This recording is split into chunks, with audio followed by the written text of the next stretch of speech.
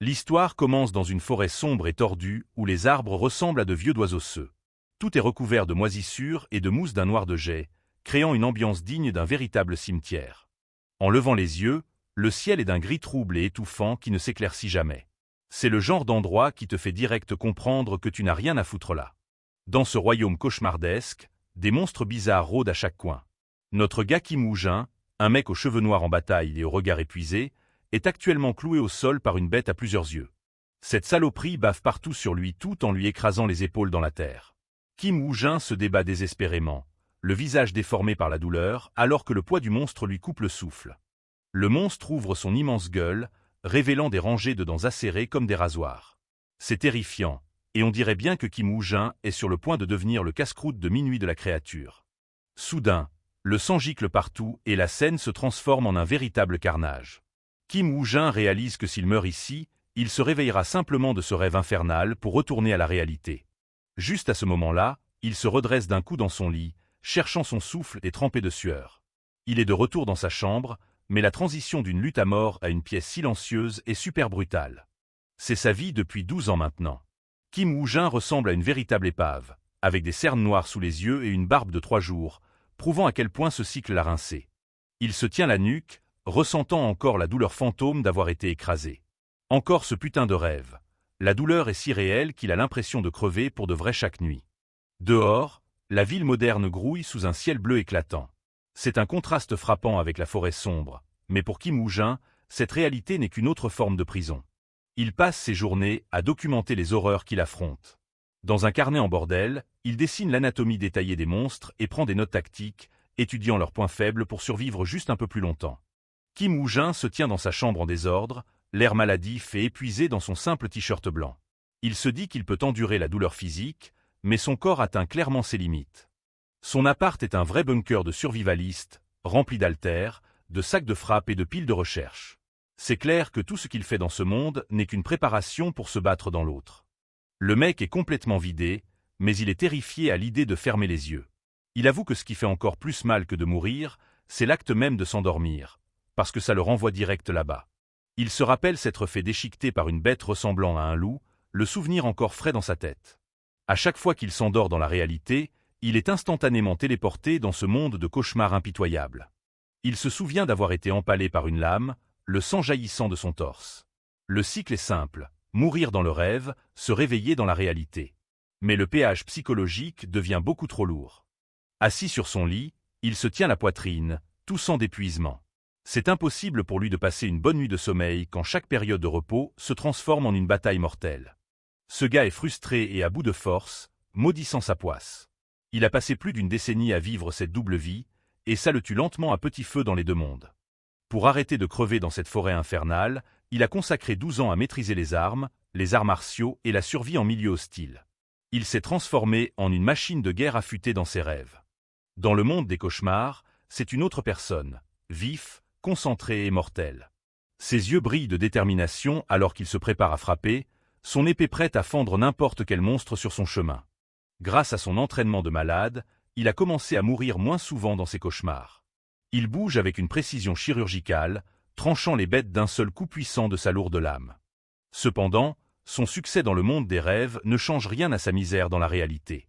De retour dans sa chambre, il se prend la tête en plein désespoir, le poids de sa double vie devenant totalement insupportable. Kim Woo-jin fixe le vide, réalisant que le vrai problème reste le sommeil. Peu importe à quel point il devient fort dans le cauchemar, il doit toujours retourner dans ce corps faible et mourant. Kim Woo-jin consulte une psychiatre, une femme professionnelle en blouse blanche.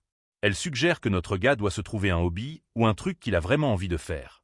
Il répète ces mots, l'air totalement vide. Ce mec a l'impression que le monde s'efface, et honnêtement, il n'y a plus rien dont il a grand-chose à foutre. Kim Woo-jin se tient dans sa chambre, fixant son tableau de recherche. Pour la première fois, il n'a plus peur des monstres. Il veut juste s'endormir et rester comme ça pour toujours. Le gars a l'air absolument lessivé, ses cheveux en bataille et sa barbe montrant le prix de 12 ans sans vrai repos. Il veut juste dormir profondément, même si c'est seulement pour une nuit. Soudain, du sang commence à couler de son nez. Ce n'est plus juste de l'épuisement.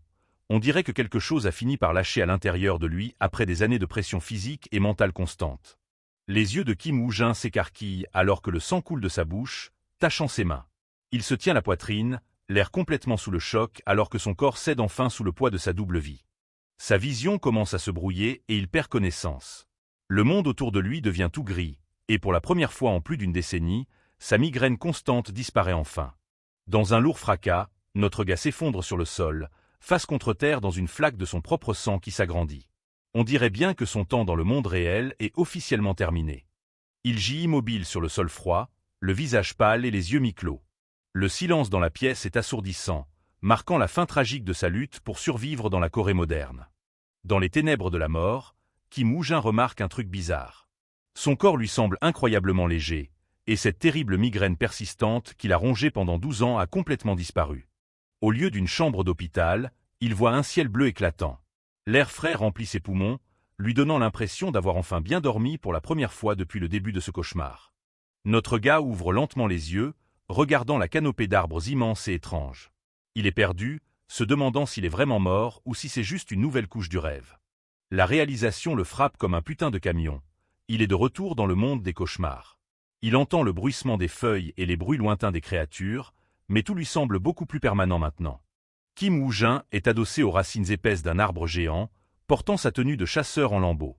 Il a l'air plus jeune et en bien meilleure santé, loin de l'épave maladive qu'il était dans la réalité.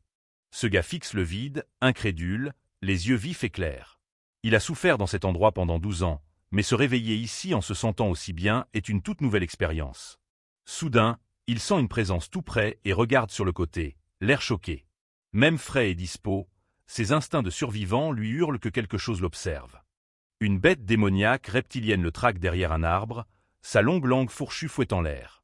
Ce prédateur à plusieurs yeux est exactement le genre de cauchemar que Kim Woo-jin a étudié. Le monstre aux allures de lézard pousse un grognement sourd, ses nombreux yeux fixés sur l'intrus. Il a l'air incroyablement musclé et rapide, voyant clairement le jeune chasseur comme son prochain casse-croûte facile. Kim Woo-jin reste calme, se cachant derrière une épaisse racine tout en observant la bête. Il se rappelle la quantité astronomique de sang qu'il a perdu chez lui, confirmant ses doutes sur sa propre mort. Il repense à son corps sans vie sur le sol de son appart. S'il est vraiment mort dans la réalité, ça veut dire qu'il n'y a plus de réveil cette fois. Cette forêt est son seul monde désormais. Il s'accroupit, remontant sa capuche pour se fondre dans les ombres.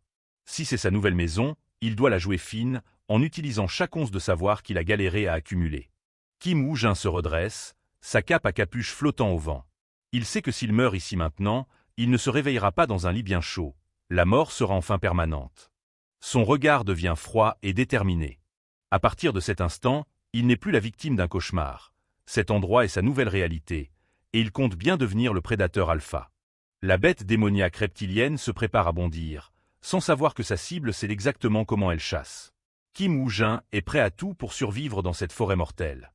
Il plisse les yeux, analysant la situation avec une précision chirurgicale. Il décide que se battre tout de suite n'est pas la meilleure idée, prévoyant d'attirer le monstre dans un endroit qu'il déteste. Kim Woo-jin lâche un petit rictus, se sentant enfin vivant après des années d'entraînement. L'enjeu est colossal, mais il n'a jamais été aussi prêt à affronter ce qui rôde dans l'ombre. Le gars attrape sa dague, ressentant une étrange étincelle électrique lorsque le métal glisse hors de son fourreau. Ses instincts de survivant sont enfin complètement réveillés, et il en a fini d'être la proie dans cette forêt. Notre gars Kim Woo-jin fonce sur la bête reptilienne, son épée décrivant un arc mortel. Il a fini de fuir ses cauchemars. Il est temps de transformer la forêt en son terrain de chasse perso. Il campe sur ses positions, se sentant bizarrement léger et plein d'énergie. Il se demande si c'est parce qu'il a enfin bien dormi, ou si ce corps plus jeune est juste taillé différemment de son ancienne carcasse malade. La bête démoniaque reptilienne fonce à une vitesse terrifiante, ses griffes massives s'enfonçant dans la terre alors qu'elle claque des mâchoires. C'est une montagne littérale de muscles et d'écailles, mais Kim Woo-jin ne bronche même pas. Le monstre lâche un rugissement assourdissant qui fait trembler les arbres autour d'eux. Ses nombreux yeux brillent d'une faim primitive, totalement concentrés sur l'idée de démembrer le jeune chasseur. Kim Woo-jin serre la poignée de son épée à s'en faire blanchir les jointures. Chaque cellule de son corps lui hurle d'arrêter de jouer sur la défensive et de libérer ses véritables instincts de survie. Son regard s'aiguise alors qu'une lueur rouge scintille dans ses yeux. Il n'est plus l'employé de bureau épuisé de la réalité. C'est un prédateur qui a attendu 12 ans pour ça. Avec une frappe chirurgicale, il tranche net la peau épaisse du monstre. Le sang gicle en l'air comme une fontaine alors que sa lame se ferait un chemin à travers le cou massif et musclé de la créature. Kim Woo-jin a l'air absolument badass alors que le sang éclabousse le décor derrière lui. Il ne cligne même pas des yeux, uniquement concentré sur le fait de s'assurer que ce monstre reste à terre pour de bon cette fois. Le corps massif de la bête démoniaque reptilienne s'écrase sur le sol de la forêt, soulevant un nuage de poussière et de débris. C'est un bruit lourd et satisfaisant qui signe sa victoire. Notre gars se tient au-dessus de la bête abattue, l'air d'une putain de légende. Il est couvert de sang de monstre, mais il a l'air plus vivant et puissant qu'il ne l'a jamais été dans le monde réel. Au loin, des piliers de lumière éthérée transpercent le ciel sombre et trouble. C'est un spectacle mystérieux et magnifique, suggérant qu'il y a bien plus dans ce monde que de simples forêts ténébreuses. Kim Woo-jin n'a pas encore fini. Il s'agenouille près de la carcasse et commence à lui ouvrir le torse. Il sait que ces monstres transportent un truc précieux à l'intérieur qui pourrait être la clé de sa survie. Il écarte la chair pour révéler un noyau bleu éclatant, pulsant d'une étrange énergie magique. C'est la récompense ultime de sa première vraie chasse dans ce monde de cauchemar permanent. Il tient le noyau radieux dans sa main, le visage encore couvert de sang. Il le regarde avec un mélange de fascination et de sombre détermination, réalisant son importance pour ce qui l'attend. Kim Woo-jin fixe le noyau d'un regard froid et intense. Il sent le pouvoir qui en émane, et il sait que chaque chasse à partir de maintenant ne fera que le rendre plus fort. Il approche le noyau, la bouche légèrement ouverte comme s'il savourait sa victoire. Ce n'est plus un putain de rêve, c'est sa vie, et il compte bien en prendre le contrôle. Laissant la carcasse derrière lui, il s'enfonce plus profondément dans la forêt. Il n'a aucune intention de se retourner sur le monde qu'il a laissé. Son seul but maintenant, c'est de survivre. Son visage est couvert de sang, et ses yeux brillent d'une féroce lueur rouge. Il se jure que dans ce monde de dark fantasy, il survivra, peu importe ce qu'il faudra faire pour ça. D'abord, il doit trouver un endroit sûr pour souffler. Il se déplace dans les ombres avec la confiance d'un chasseur aguerri, chaque pas calculé et silencieux alors qu'il avance. Il se dirige vers la partie la plus lumineuse de la forêt, sans savoir que quelqu'un l'observe. Inconnu, chasseur blond, est caché tout près, son regard perçant fixé sur le mystérieux nouveau survivant du coin. Han Seguin est adossé à un arbre, survivant dans ce nouveau monde étrange.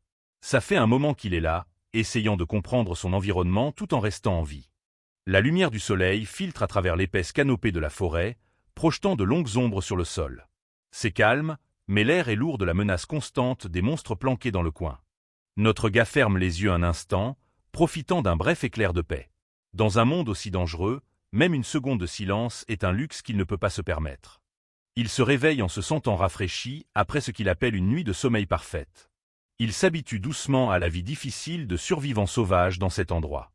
Des feuilles volent dans l'air alors qu'une brise légère traverse les arbres. La forêt semble vide, mais Seguin sait très bien qu'il ne faut jamais baisser sa garde, pas même une fois. Ça fait un mois qu'il a atterri ici, et maintenant il se ferait un chemin à coups de machette dans les broussailles. Il bouge avec détermination, concentré sur la recherche de son prochain repas ou de sa cible dans la nature. C'est pas parce que c'est un combattant qu'il va chercher la merde sans raison. Seguin est assez intelligent pour savoir qu'un combat inutile ici, c'est juste une putain de pulsion de mort. Il observe depuis les ombres une créature monstrueuse ressemblant à une chauve-souris en train de dévorer sa proie. Risquer sa peau juste pour le fun serait de la folie pure dans un endroit pareil. L'envie de plonger dans la mêlée le démange, mais ce mec se retient. Il s'adosse à un tronc massif, attendant le moment parfait pour passer à l'action. Le seul moment où il chasse vraiment, c'est quand il a besoin de se remplir le bide. Là tout de suite, il commence à avoir la dalle, et ce monstre chauve-souris a l'air d'un repas tout à fait correct. Ce gars frappe avec une précision mortelle, sa lame tranchant l'air comme un rasoir. Le monstre n'a eu aucune chance face à son embuscade soudaine et violente depuis les ombres.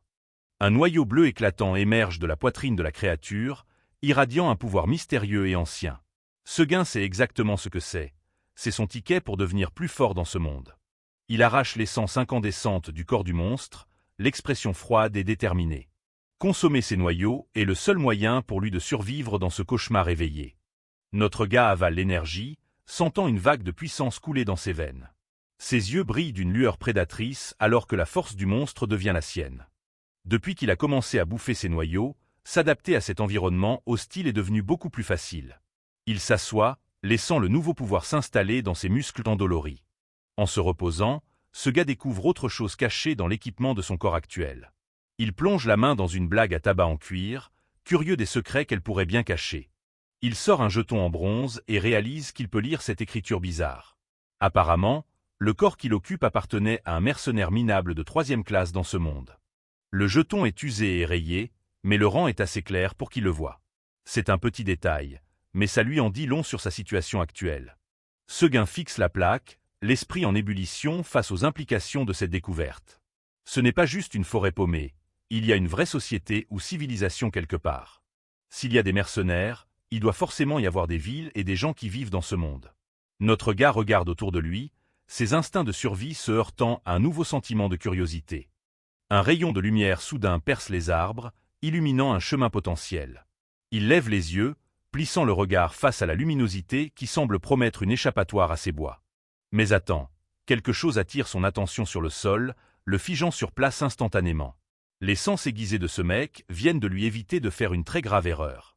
Il bondit en arrière en réalisant qu'il était à quelques centimètres d'un piège mortel. Ce gars fixe les dents métalliques cachées sous la saleté, le cœur battant à tout rompre. C'est un énorme piège à ours, enchaîné au sol et prêt à se refermer. Notre gars capte que ce n'est pas l'œuvre d'un monstre. Il y a clairement quelqu'un d'autre qui chasse dans cette forêt flippante. Ça veut dire qu'il n'est pas le seul prédateur dans le coin, et les choses viennent de se compliquer sérieusement. Seguin reste sur ses gardes, scannant la zone à la recherche du moindre signe de campement. Anne Seguin repère un bâtiment et se dit qu'il pourrait y avoir des gens pas loin. Il se dirige rapidement vers la structure, espérant obtenir des réponses dans ce nouveau monde étrange.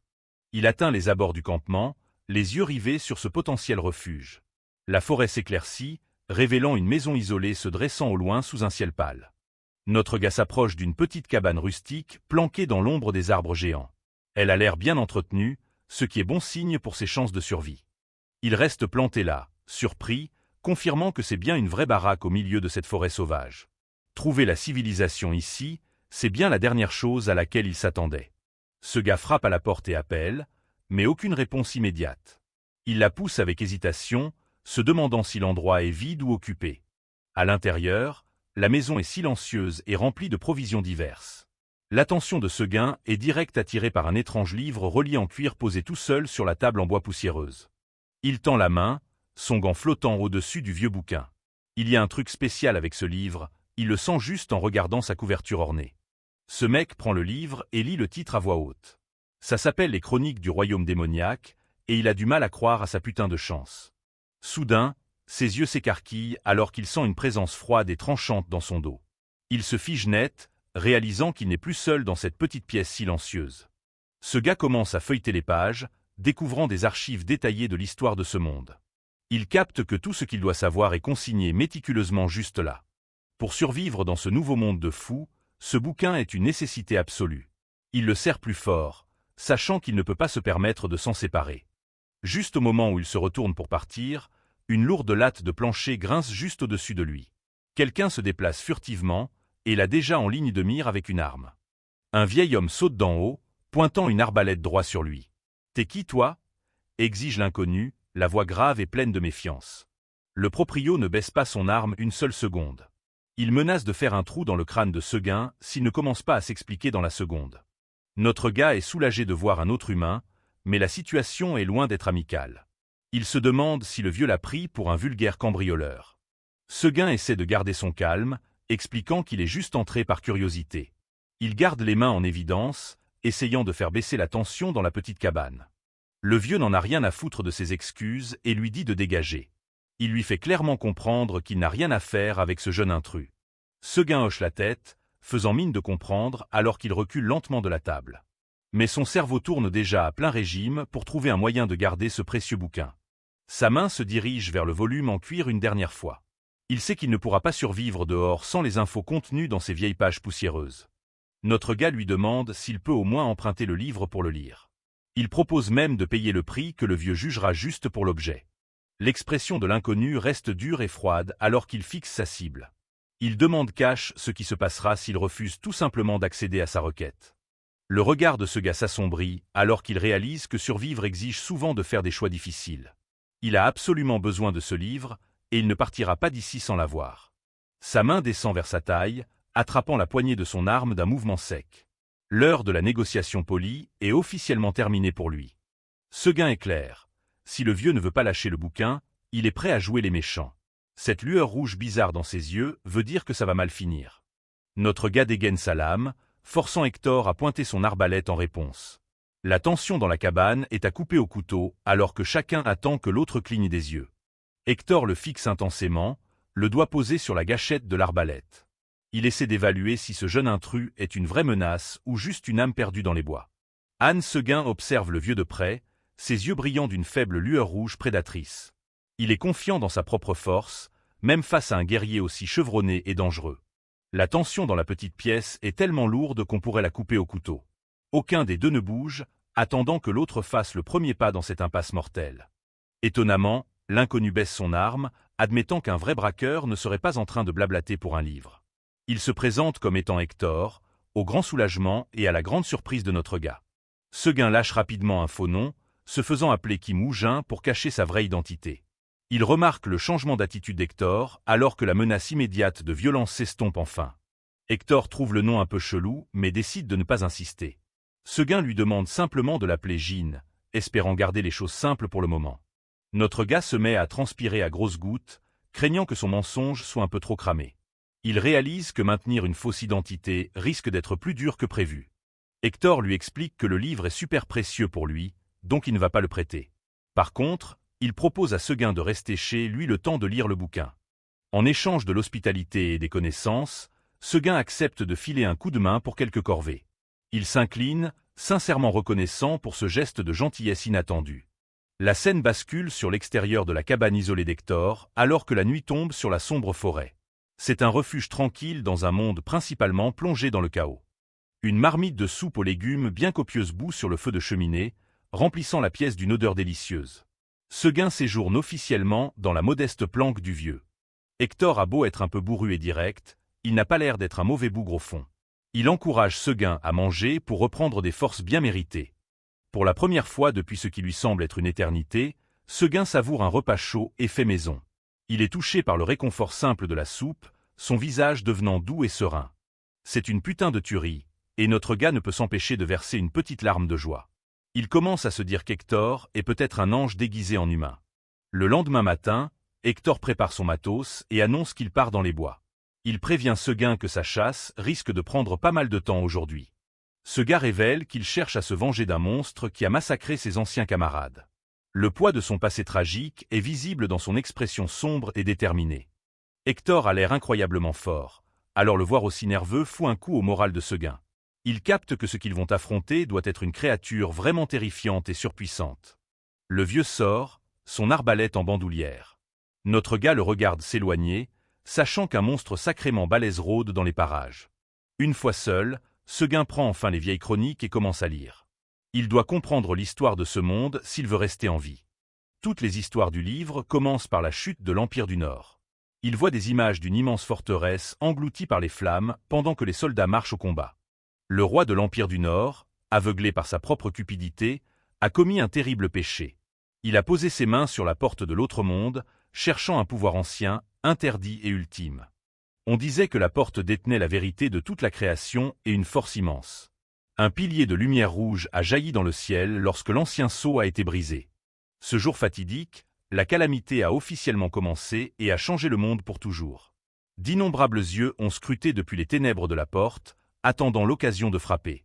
Des monstres venus d'un autre royaume ont envahi le Nord, transformant un grand empire en royaume démoniaque en seulement 9 ans. Un cauchemar total qui a bouleversé le monde à jamais. L'humanité a finalement riposté en formant l'Alliance de l'Ordre et en construisant une barrière gigantesque. Ces archives racontent comment ils se sont démenés pour empêcher cette corruption démoniaque de s'étendre davantage. Seguin referme le livre, le cerveau en ébullition après les infos qu'il vient de découvrir. Il commence à reconstituer la vérité terrifiante sur le monde dans lequel il vit désormais.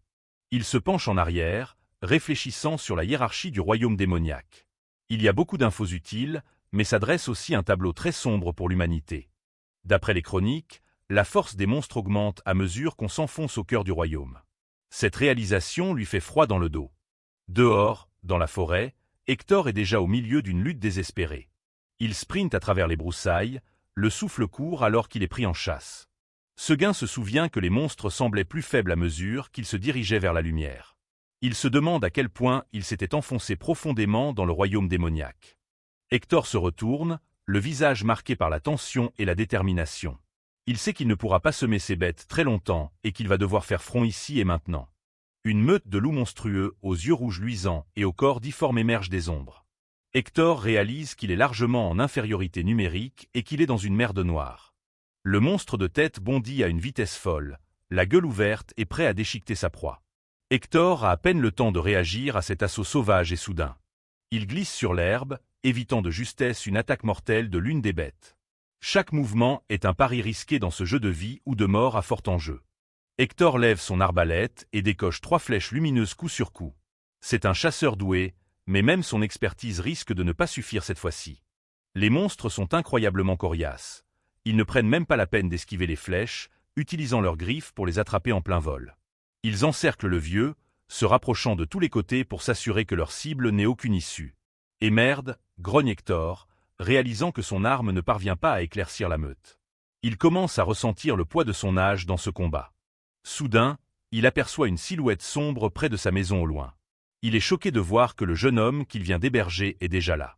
Seguin s'avance lentement, les yeux brillants d'une lumière rouge menaçante en dégainant son énorme épée. Il ressemble à une toute autre personne à l'instant même où il entre dans la danse. « Jean, freeze !» hurle Hector à plein poumon, désespéré de sauver le gamin d'une mort certaine. Il sait que trop bien à quel point c'est dangereux ici. Mais Seguin ne fuit pas. Au contraire, il bondit dans les airs avec une puissance hallucinante. Hector regarde, abasourdi, le jeune homme qu'il appelait Jean prendre le contrôle de la situation. Il ne s'attendait pas à une telle force brute de la part d'un simple inconnu. Le regard de Seguin est froid et concentré, ses instincts prédateurs prenant le dessus total. Il n'est plus juste un gamin perdu, il est une force de la nature dans ce royaume. En un clin d'œil, il fond au centre de la meute de loups, prêt à lancer une vraie boucherie.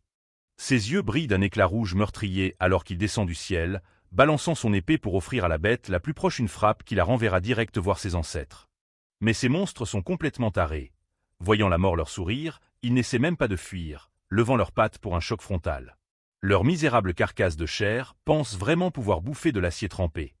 Il abat son énorme épée dans un arc vertical, coupant un monstre en deux avec une efficacité effrayante. Le sang gicle sur l'herbe alors que la créature meurt sur le coup. Les autres loups sont choqués par le massacre soudain de leurs potes. Hector ne peut que regarder, en oubliant même son arme face à une telle puissance. Les monstres restants commencent à reculer, leurs grognements se transformant en gémissements de terreur. Ils viennent enfin de comprendre qu'ils ne sont plus les prédateurs dans cette clairière. C'est un renversement total. Cette énorme bête à fourrure brune gronde, fixant la nouvelle menace avec un mélange de rage et de terreur. Elle campe sur ses positions, et le vrai combat commence enfin. Les yeux d'Hector s'écarquillent de stupeur alors qu'il assiste à un truc qu'il croyait impossible. Des sueurs froides perlent sur son front pendant qu'il marmonne une prière silencieuse. La cause de son choc, c'est ce jeune homme debout au milieu du carnage. Anne Seguin vient de trancher le loup-garou de tête en deux avec un seul coup dévastateur. Seguin reste parfaitement immobile un instant, le sang de son ennemi coulant lentement de son arme sur l'herbe. Il interpelle Hector, sa voix brisant le silence. Avec un petit sourire presque moqueur, ce mec demande si cette créature était censée être un vrai défi. Il est clairement en train d'évaluer le niveau de puissance de ce nouveau monde dangereux. Kim Woo-jin se tenait là, le visage en sang, l'air totalement blasé. Il a demandé direct si le monstre qu'il venait de démonter était vraiment fort, prouvant à quel point il s'en battait les couilles de ces bêtes démoniaques. Hector, un survivant vétéran avec une épaisse barbe blanche, le fixait, incrédule. Il ne pouvait pas croire que notre gars remettait en question avec autant de désinvolture la force d'une créature qui terrifie les chasseurs les plus aguerris. Le vieil homme s'est penché en avant, l'air grave. Il a confirmé que ce loup-garou était incroyablement balèze, insistant sur le fait que la plupart des gens n'auraient eu aucune chance face à un monstre pareil. Kim Woo-jin a encaissé l'info avec un regard froid et analytique.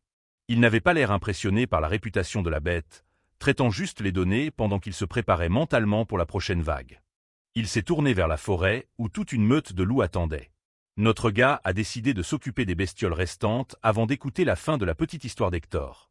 La meute a bondi en avant, toute dents dehors et les yeux injectés de faim sauvage. Ce n'étaient pas de simples loups de forêt.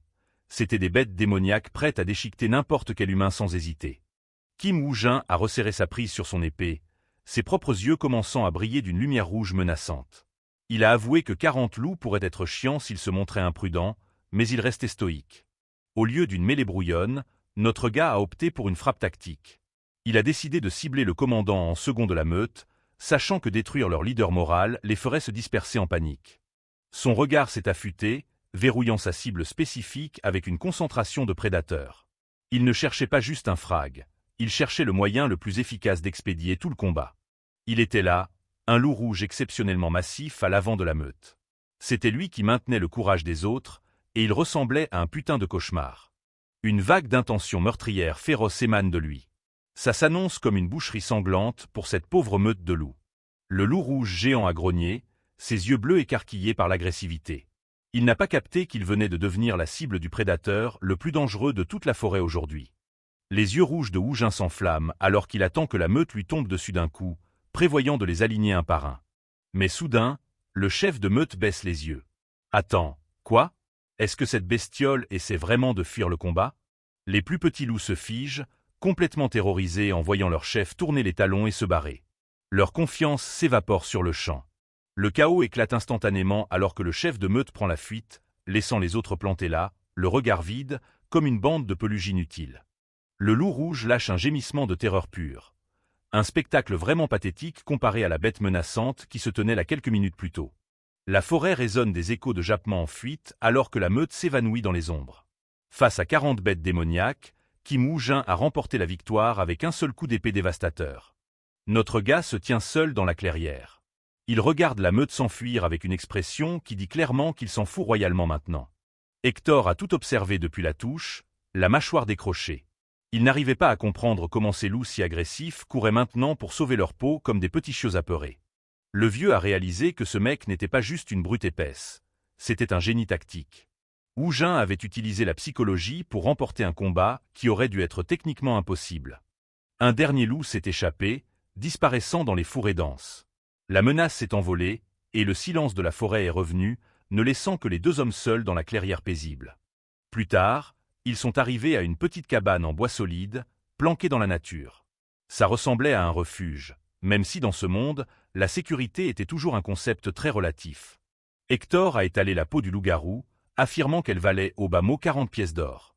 Pour un gars qui essaie juste de survivre, ce genre de pactole change la donne de façon radicale. Kim Wu-jin s'est contenté de fixer la peau, totalement paumé sur la monnaie locale. Il a demandé si c'était vraiment énorme, essayant d'évaluer à quel point cette chasse comptait vraiment. Hector lui a expliqué qu'avec 40 pièces d'or, il pouvait vivre comme un roi pendant 7 ans sans lever le petit doigt, faisant passer ce monde pour une putain de mine d'or. Il fixait le cadavre du loup-garou, sincèrement confus. Pour lui, la bête était un gros noob, mais sa tête valait une prime énorme qui ne correspondait pas du tout à ses capacités de combat minable. Un petit sourire en coin a barré son visage quand il a percuté. Si des monstres en carton comme ça valaient autant, son avenir s'annonçait incroyablement radieux et plein d'or facile. Notre gars préparait déjà son prochain gros braquage. À chaque fois qu'il serait à court de fric, il lui suffirait de trouver d'autres de ces bêtes surcotées et de ramasser l'oseille.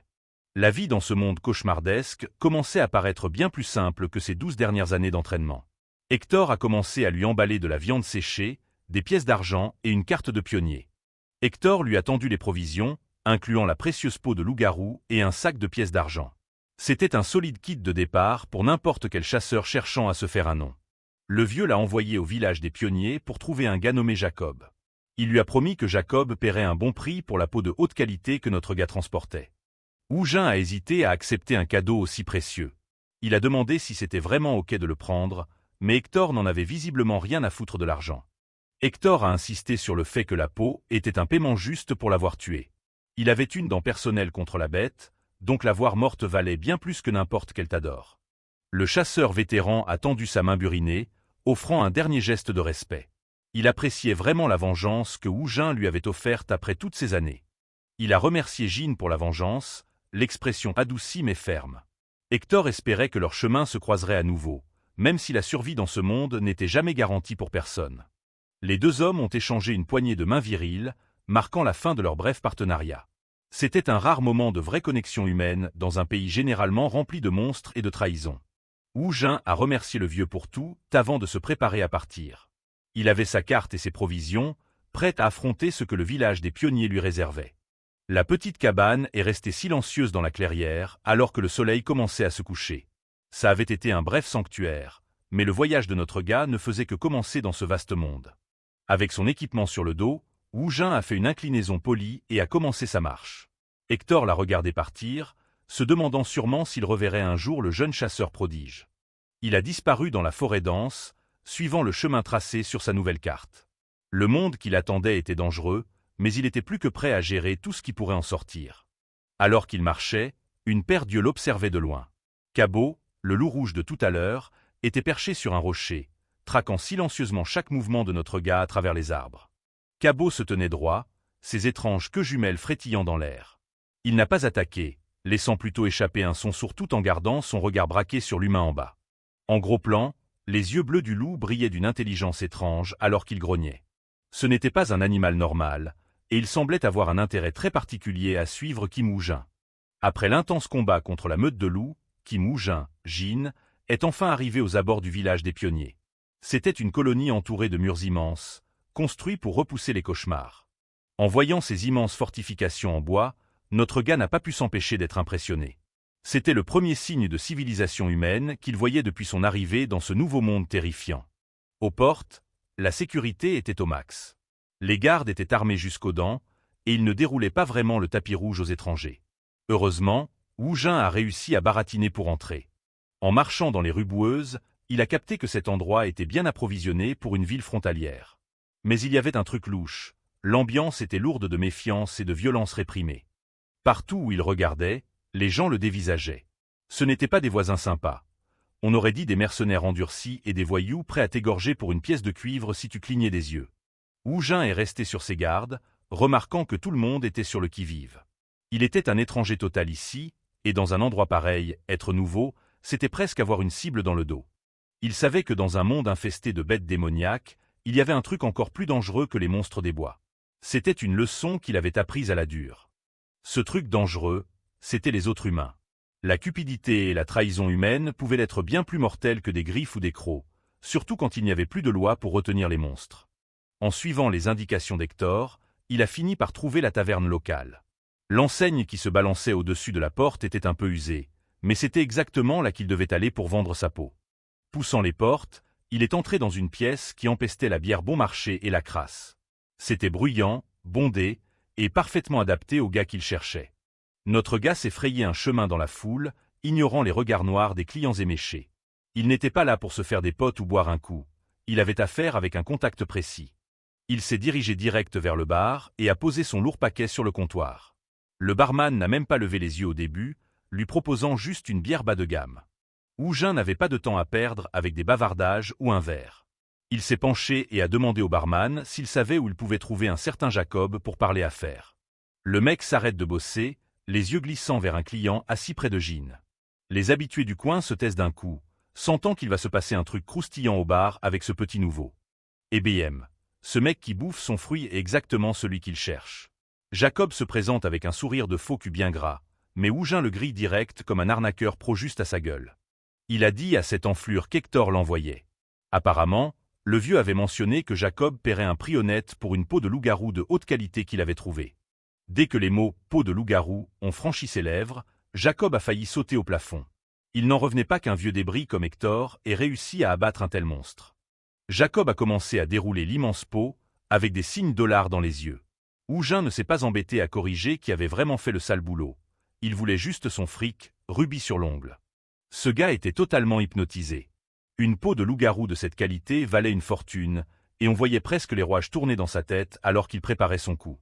Il n'arrêtait pas de marmonner sur la façon dont le vieux avait fini par y arriver. Dans sa tête, il était impossible qu'un gamin gringalet comme Wu Jin ait pu chasser une telle bête.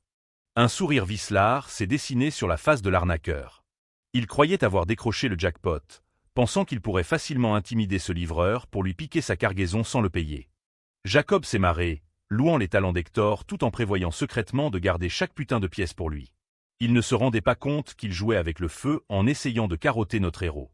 Pile à ce moment-là, une bande de gros bras est sortie de l'ombre, encerclant Wu Jin. Le coup classique, le proprio de la taverne allait le braquer en plein jour pour sa peau. Le visage de Wu Jin est devenu de marbre. Après 12 ans d'entraînement infernal, ces racailles de taverne ne lui faisaient pas peur du tout. Il est resté planté là, demandant calmement à quoi il jouait. Jacob a jeté l'énorme peau de loup-garou sur ses épaules avec un sourire narquois. L'ordure lui a carrément volé son butin sous le nez, disant à notre gars de dégager ou de crever. Kim Woo-jin, Jin, a capté que ses instincts étaient les bons. Ce mec était un pur escroc. Il a mentionné qu'Hector lui faisait confiance, mais il était clair que cette confiance était mal placée. Jacob a juste souri en coin, qualifiant son vol à l'étalage de simple investissement. Il a prétendu que ravitailler Hector lui avait coûté cher et que prendre cette peau n'était qu'un moyen d'éponger la dette. La sous-merde a serré la peau contre lui, insistant sur le fait qu'il en avait besoin pour couvrir ses pertes. Il prenait clairement notre gars pour un simple livreur inoffensif qui ne se défendrait pas. En fixant l'arnaqueur, les yeux de Woo-jin se sont allumés d'une lueur rouge dangereuse. Pendant une fraction de seconde, il a sérieusement envisagé de fumer ce type sur place. Il a serré les poings, essayant de garder son sang-froid. Il était fou de rage, mais il n'était pas encore sûr que tuer quelqu'un pour un bout de fourrure était la meilleure option pour l'instant. Sans prévenir, Jacob a balancé sa bière en plein visage de Woo-jin. C'était une insulte pure et dure, destinée à l'humilier et à montrer que la conversation était officiellement close de la pire des manières. Jacob lui a dit de pas faire le malin et de foutre le camp. Il pensait vraiment pouvoir balancer de la bière et se barrer avec une fortune tout en chiant sur la dignité du gamin. Woo-jin est resté planté là en silence, la bière bas de gamme dégoulinant de ses cheveux. Il n'a pas lâché un mot, mais l'ambiance dans la taverne a instantanément viré au cauchemar. Il s'est lentement levé de son tabouret, tournant le dos à l'arnaqueur. Jacob fanfaronnait, complètement inconscient qu'il venait de signer son propre arrêt de mort en franchissant la ligne rouge. Les sbires de la taverne commencent à se rapprocher, armes au poing. Ils s'attendaient à un braquage facile et rapide, mais Woo-jin se lève et marche tout droit vers la porte, laissant tout le monde sur le cul. Croyant que le gamin abandonnait, Jacob a souri et a dit que c'était un choix intelligent. Il croyait vraiment que la menace de ces gorilles suffisait à faire reculer n'importe qui sans se battre. Mais là, Jacob a remarqué que quelque chose clochait. L'expression de Woo-jin, ce n'était pas de la peur. C'était un truc beaucoup plus glacial. Le sourire narquois du proprio s'est effacé en comprenant son erreur. Avec une force explosive, Woo-jin soulève une énorme armoire et la fracasse direct contre la sortie, bloquant le passage. Le bruit assourdissant résonne dans la pièce, lançant officiellement la baston. Il a tourné légèrement la tête, interpellant Jacob une dernière fois. Le ton de sa voix était d'un calme olympien, ce qui a rendu la situation 10 fois plus intense pour tout le monde. Ce gars n'a même pas sourcillé. Il a dit à Jacob que s'il voulait vraiment monter une arnaque, il aurait dû viser la gorge au lieu de tenter un coup de couteau dans le dos en lâche. Jacob a été scié par l'audace du gamin. Il a direct ordonné à ses sbires d'attaquer, hurlant que ce petit con ne tenait manifestement pas assez à sa vie pour se la fermer. Les racailles de la taverne ont chargé tous en même temps, en gueulant comme des putois. Ils balançaient leurs armes à fond, bien décidés à fumer notre gars sur place. Un des mecs s'est jeté en avant avec une attaque grossière, mais Woo-jin l'a juste regardé d'un œil blasé. Il a percuté que tuer des déchets pareils ne lui laisserait pas une once de culpabilité. Dans un flou de mouvements soudains, il a dégainé sa lame. Il a décidé que si ces connards étaient si pressés de jouer avec leur vie, il se ferait une joie de leur en montrer les conséquences. Astérisque clang. Astérisque d'un coup de lame fulgurant, il part une attaque mortelle en un clin d'œil. Il fait passer toute l'action pour un jeu d'enfant. L'un des gorilles est resté pétrifié, réalisant trop tard que ce mec jouait dans une toute autre ligue. Il a juste eu le temps de gueuler à quel point le gamin était fort. Les yeux de Woo-jin se sont verrouillés sur sa cible, brillant d'une intention meurtrière rouge. Il ne se contentait plus de se défendre. Il démontait méthodiquement tout le monde dans la pièce avec un froid glacial. Le sang gicle sur le plancher alors que notre gars place une frappe brutale. Il est tellement rapide que le mec a juste une fraction de seconde pour penser « il est pas juste fort, il est trop rapide », avant de capter qu'il est déjà touché et de s'effondrer. Le colosse de la bande abat une lourde hache droite sur son crâne. Pour le reste du gang, ça ressemble à un kill garanti avec un bonus à la clé. La hache a pulvérisé le plancher, mais notre gars avait déjà bougé. Il est réapparu derrière les voyous, trouvant ses appuis et se préparant à fermer définitivement cette escroquerie de taverne. Ils sont beaucoup trop nombreux. Avant de les éliminer un par un, il doit briser leur élan. Du coup, il tend la main pour attraper d'autres objets du décor. D'un effort titanesque, notre gars a balancé une lourde table droite sur l'un des assaillants.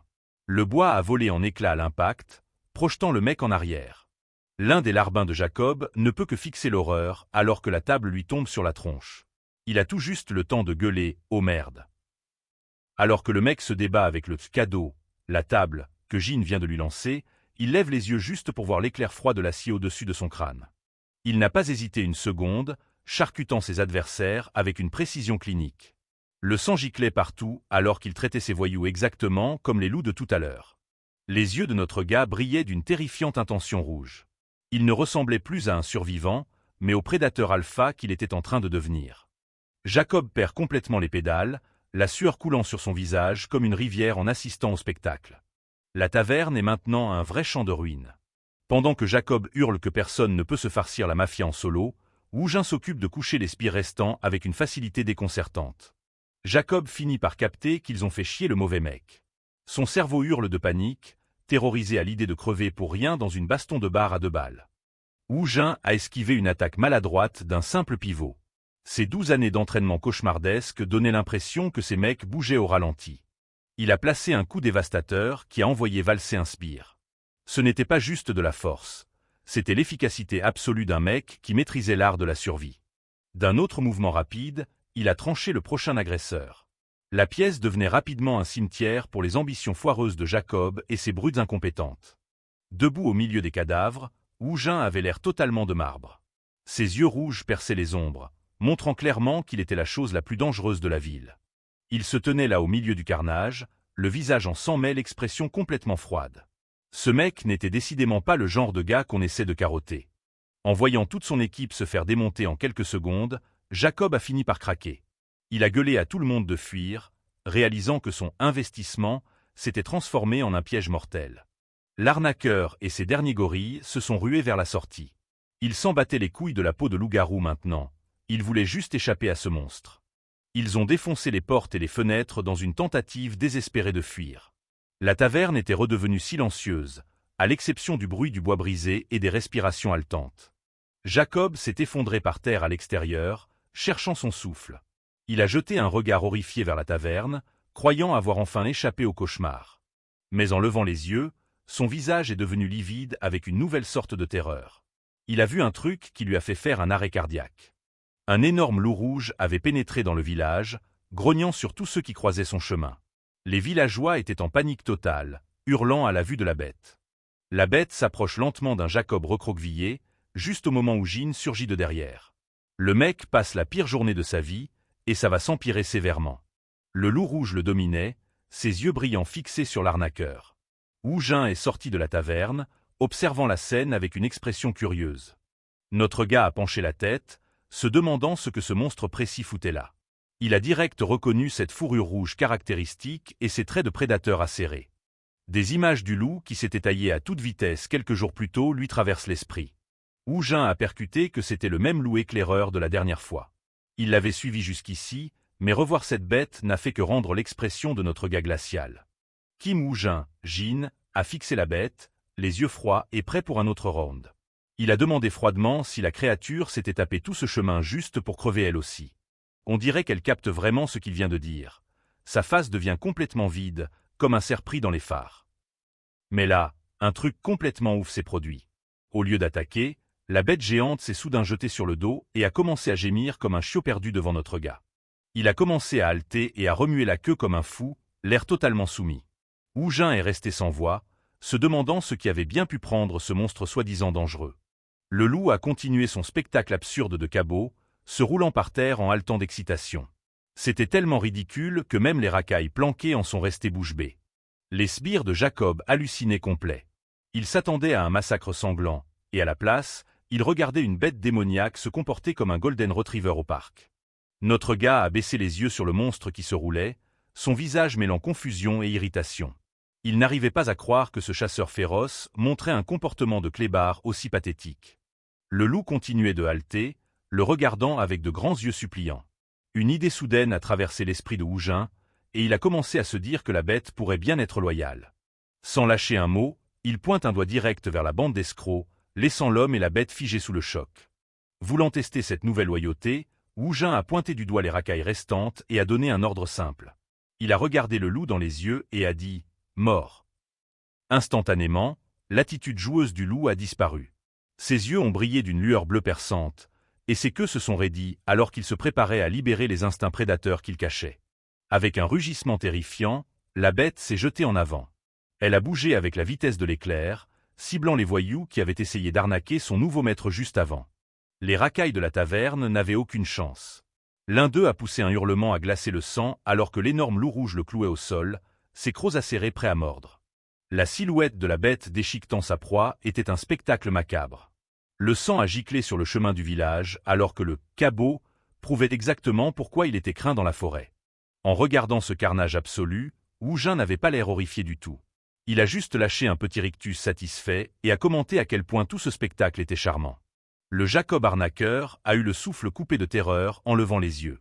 Cabot le surplombait, sa forme massive projetant une ombre qui annonçait la mort certaine pour l'homme qui avait essayé de se payer Jin. Cabot n'hésite pas une seule seconde, déchiquetant les larbins avec une efficacité brutale. Le sang éclabousse la terre pendant que la bête nettoie les déchets qui pensaient pouvoir tendre une embuscade à notre gars. Tremblant et en sueur, l'ordure a réalisé qu'il était le dernier en vie. La panique l'a envahi alors qu'il essayait désespérément de trouver un moyen de se sortir de ce cauchemar. Kim Woo-jin l'a regardé de haut avec des yeux froids et impitoyables. Il n'était plus la serpillière de sa vie passée, et l'expression sur son visage montrait qu'il avait fini de jouer les mecs sympas. Ce type s'est jeté par terre immédiatement, se prosternant et implorant la pitié. Intérieurement, il traitait Jin de gros con, pensant que quelques larmes de croco et de plates excuses lui sauveraient la peau. L'enflure a serré les dents, cachant ses véritables intentions derrière un masque de regret. Il se disait qu'il avait juste besoin de survivre à ce moment pour prendre sa revanche plus tard quand Jin aurait le dos tourné. Soudain, une lourde épée s'est plantée dans le sol juste devant la tronche du mec. L'impact a envoyé une onde de choc dans la poussière, faisant presque bondir l'arnaqueur hors de ses pompes. Jin s'est penché, son ombre dominant la pathétique silhouette.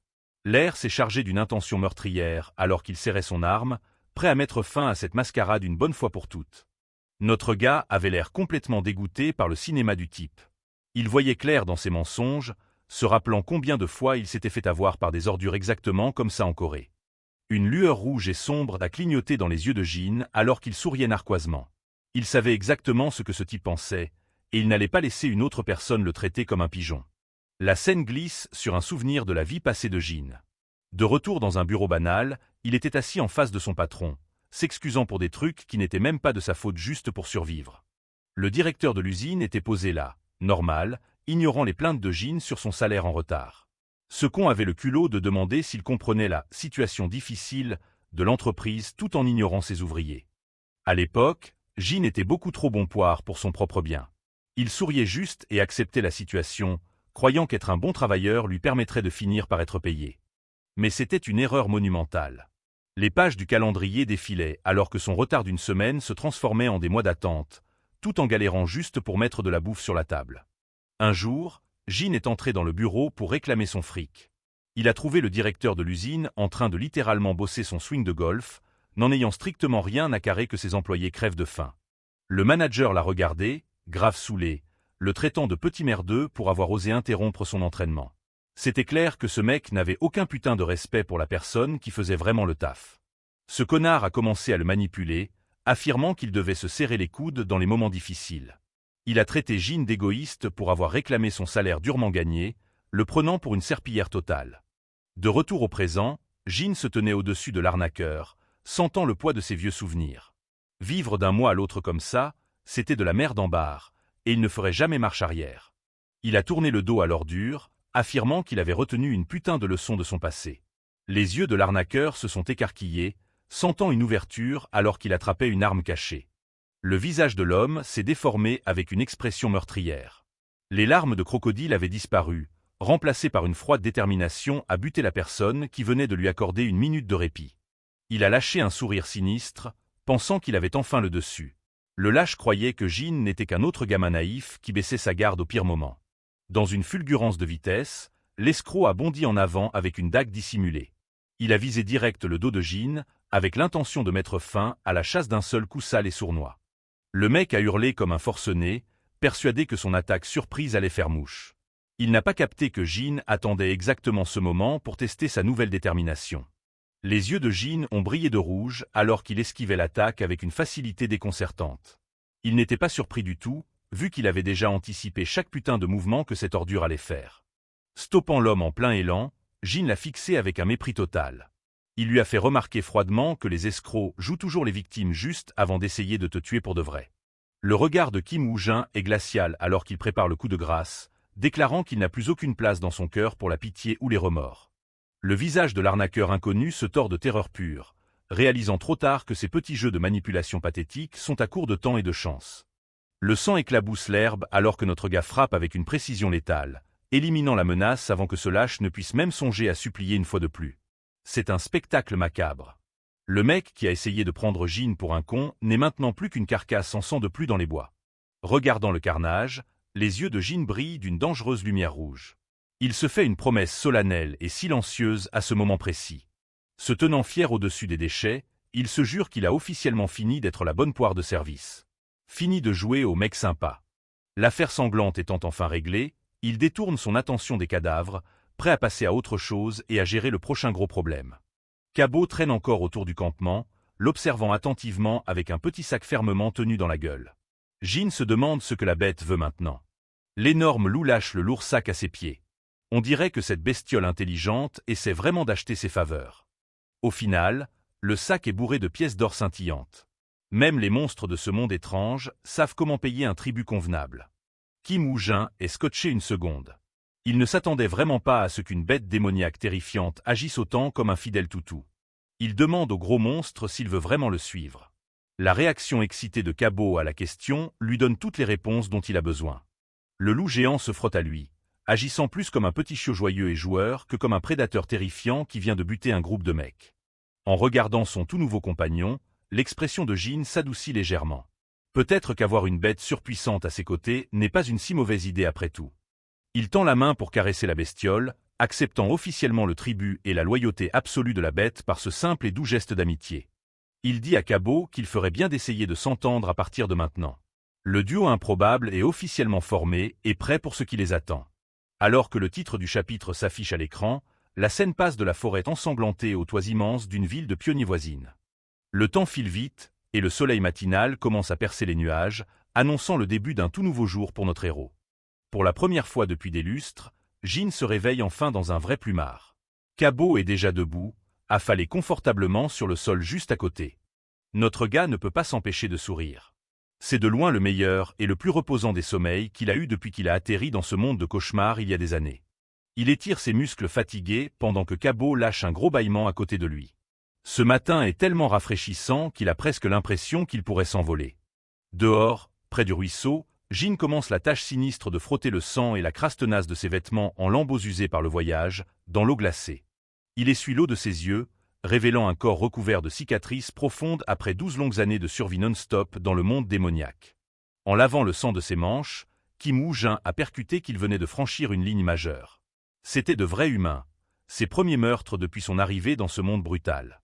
Mais en fixant ses mains, ce gars ne ressentait pas la moindre once de culpabilité. Pour lui, ces pourritures n'étaient pas différentes des monstres qu'il chassait depuis le début. Kim Woo-jin regarde son reflet dans le ruisseau, s'interrogeant sur son propre manque d'empathie. Il se demande s'il justifie ses meurtres simplement parce que ces mecs n'étaient que de la racaille. Il se souvient de l'intense montée d'adrénaline pendant le combat. Ce n'était pas juste de la survie. C'était un sombre frisson, exactement la même sensation que quand il traque de dangereux monstres dans la nature. En se tenant la poitrine, notre gars sent un changement fondamental se produire au plus profond de son âme. Les cicatrices sur son corps sont les preuves visibles d'une vie définie par une lutte constante et brutale pour survivre. Il regarde sa main, réalisant que la personne qu'il était en train de s'effacer lentement. Le monde des cauchemars le transforme en quelque chose de bien plus froid et efficace. Les yeux brillants d'un rouge écarlate, Jean se demande s'il est en train de se faire maudire par ce monde. Mais il balaie vite cette pensée, décidant que survivre un jour de plus est vraiment la seule putain de chose qui compte. Le décor change alors que notre gars se prépare pour un nouveau chapitre. Il est déterminé à ce que sa vie ici soit à l'opposé complet de l'existence misérable et exploitée qu'il a laissée derrière lui en Corée. Accompagné de l'imposant Cabot, Jean se dirige vers la civilisation. Il se jure de ne plus jamais subir l'absurdité d'être un pigeon et compte bien mener une vie de pure abondance à la place. Sous l'ombre de sa capuche, l'expression du chasseur est dure et déterminée.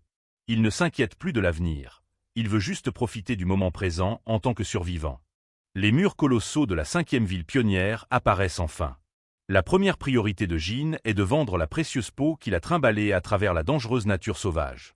Avant de passer les portes, notre gars ordonne à Cabot de rester dans le coin mais de se planquer.